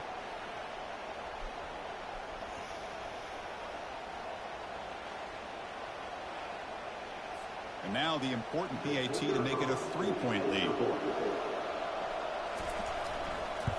And with the point after, Boise State is up by 3 for the Verbo Fiesta Bowl. Kickoff team is out on the field. Kickoff to Penn State. And he takes this from inside the 5. And defender got right through those four, the line of blockers there, and tackled him at the 16. Drew Aller takes a snap, hands it off. Singletary gets the first down. Nice run. The running play gives the offense Aller in shotgun. Running game Hands is it working. off. Let's stick with it on first down.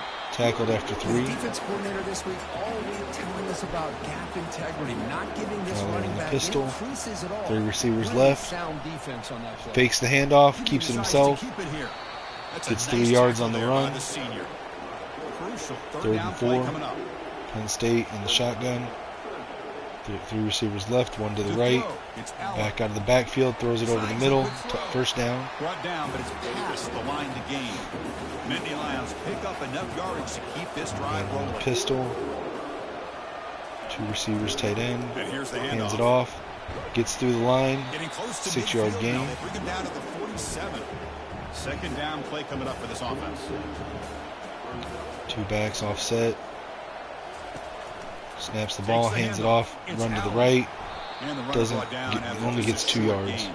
3rd and 2. Offense facing 3rd and short. 1 back in the backfield. 3 receivers, 1 tight end. Hands it off. Gets the first down, but not much more. First and 10 at the 48. The Nittany Lions come to the line to start a fresh set of downs. Snaps the ball, hands it And they'll off. go right back to him on first down. Tackled. And he's 4-yard stopped run. after gaining 4 yards. So 2nd and 6. Offense sets up the play number 8 on this drive. Quarterback looking Takes to a throw snap, on drops second back to down. pass, screen pass to the running back. Out to the left, gets the first down, Ball knocked out carrier of heads bounds. out of bounds, but the pickup First is and 10 good at the enough 34, to empty change backfield. first down. Aller in Offense the goes shotgun. 5 wide, empty backfield. Back now goes Receiver in motion. Defense will have to adjust. Running an option, pitches the ball, steps out of bounds. 2nd and The 10. offense has had really good rhythm in this drive, running the ball, throwing the Empty football. backfield Seems like again. every play has been positive yards until that stop Drops right back. there by the defense. Throws to the side, With the catch, it's knocked out of Fleming. bounds, 3-yard They gain, shut 3rd down and for 7. the defense short of the first On their down opponent's marker. 31, They're 1 2 back for in the 2 on backfield, 3rd down this shotgun. drive. It's 3rd down and 7. Drops back to pass, throws it over the middle, Here's the completed, target, first and it's down. complete. First and 10 at the Right 20. after the catch, but the offense is now in the red zone. This defense just cannot get off the field. Long Takes the march, snap. moves on. RPO over the top, touchdown Penn State. Nittany Lions. And they take the lead in the 4th quarter. Oh, man, I think the defense was so caught up with their eyes on the quarterback, they completely lose the running back out of the backfield. Nice job by the play caller here of getting the ball out to the running back instead of the receiver for a touchdown. They'll try to add to the lead now with the PAT. PAT up and good. The lead is 4 here in the final quarter. Kickoff team has come on the field now to send this one away. Return Right. starts from Penn inside State up the 5. 21-17. He tackled at the 17. Boise State Strong fields job the by coverage kickoff. team. And the Boise State offense is back out on the field. Starts at the 17. Ashton Genty in the backfield. Now they'll run Hands it on off. the Genty draw. taking off. He picks up 9-yard 9, run. just short of the first down, 2nd and 1. The should-be Heisman winner. Madsen in the shot or in the pistol. And now the running Hands back's it off got it again. again. First down. Moves the ball And out Genty off the line is 30. it's just That's good for a first down. so fast, The man. running play gives the Split offense backs. a fresh set of downs. First Drops down, back to looking pass. throw the ball. Check down to Genty. Pulls it in. It's 7-yard Genty. gain. They've got him after a 7-yard gain. So 2nd and 3. Shotgun, one back. Tight end in motion. Hands it off to Genty. Genty pivots up the middle. Stop it at the First down. 49, but that'll be a first down. A running play gives the offense a fresh set of downs. On 1st and 10 here, looking to throw the ball. He flips it to the back across the middle. And the defense swarms not much of a gain on that completion. That completion makes it 2nd and medium. Hanson drops back, throws it out to the flat. Catch on the sideline, 3rd and 3 at the 44, empty backfield. On 3rd and short, Left pass, passes to the left, makes the catch. Genty on the catch there for the first down. Genty is just is in on every play, man. He's so good. After that completion. Madsen drops back, passes out to the right. They bring down the receiver, but that's a nice gain on that play. Second, guys, I Second gotta down here. Time for one respond more to the play text. before the 2-minute warning. If we reach the 2-minute warning as this offense tries to steal a late game comeback victory. Grab made by the tight end. Not much after the catch, but it is good enough for a first down. And the Broncos are in the red zone. And they'll give it to the back. Hands it off to Genty. He's got space. Gets out there. Oh, almost got the touchdown. Tackled at the 1-yard line. First and goal for this offense. Timeout is called here to stop the clock on this crucial possession. Boise State can take the lead here with a touchdown. Hands it off. And he gets in. Touchdown, Boise State. Boise State has the lead. Are they going to kick it or are they going to go for 2? They take the lead here late in the game, Chris. Now they're up 2. Do you go with conventional wisdom and just kick the extra point? Or maybe you go for 2 to make your opponent have to drive the length. They're going to kick it for the extra point. Kick is up and good. They go up by 3 here in the 4th quarter. Can they hang on? Here's the kickoff team. Let's see if they give the returner an opportunity to bring this back. So it'll be a touchback. Ball spotted at the 25. And the Penn State offense comes back on the field. First play of the drive, looking to throw the football. Ball is incomplete. Broken up by the defender nicely that time. So after the incompletion, it's 2nd down. Looking downfield, it's Aller. Here's a screen pass to the running back. And he's brought down. Good job by the defense getting through the blockers, but we stopped short of the first down. The clock is still running. They got to get set quickly.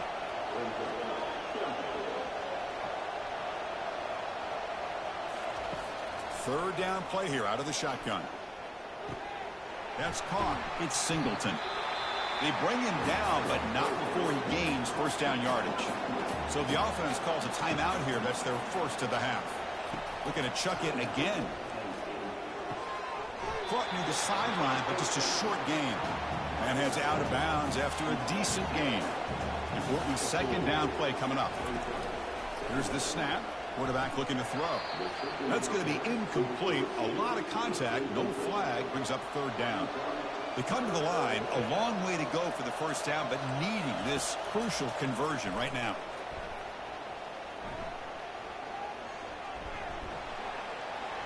There's no one to throw to there on 3rd down. And now it's a 4th down coming up. And the Nittany Lions will look to convert here on 4th down. 4th down, looking to throw for it. He's hit as he throws it. The pass is intercepted. They get him down after a short return. But the takeaway sets up the offense at the 4-3. I get wanting to be aggressive, but down late in the game like this, that's a throw you just can't make. And now, probably not going to get the ball back. This could end up costing them the game. So Boise State's up 24-21. And they just got the ball back, so with that interception from Rainey, State offense back out on the field. Boise in the full house set. Going to run the clock out here. Hands the ball off. Tackled in the backfield. Penn State timeout. Behind the line for a loss of 1. And now it's the defense that calls timeout here, trying to get organized and preserve as much Madsen under clock as center. possible. Hands it off to Genty. Genty, no go. Not going anywhere. No gain. Now a timeout taken by the defense, trying to preserve 3rd and 11. They're in the victory formation, though. They're just going to kneel and run it out. Looks like the offense will just take a knee here. Well, they ran it down as much as they could. So technically, oh, there's a flag. Penn State may have just screwed themselves by running into the kicker. Great job. They'll spot it down around the 5-yard line. They would have had a chance for one pass, but they just gave it back to Boise State with a new set of downs. Offense gets a second chance after the roughing the punter penalty. Ball is snapped, and the quarterback will just take a knee. So that's college football. You're going to have your highs and lows. They had big expectations today, Kirk. They just fall short, couldn't get it done. Well, Chris, we sat down and talked to them, and you're right. They put a lot into this game. I think they were very confident that they had everything that it took to be able to win this football game. And now they're going to have to put this one behind them, learn from the mistakes, move forward, and still have a great season. And that is going to wrap it up. We enjoyed this one here. For Kirk Herbstreit, I'm Chris Fowler, and this has been another presentation of EA Sports College Football.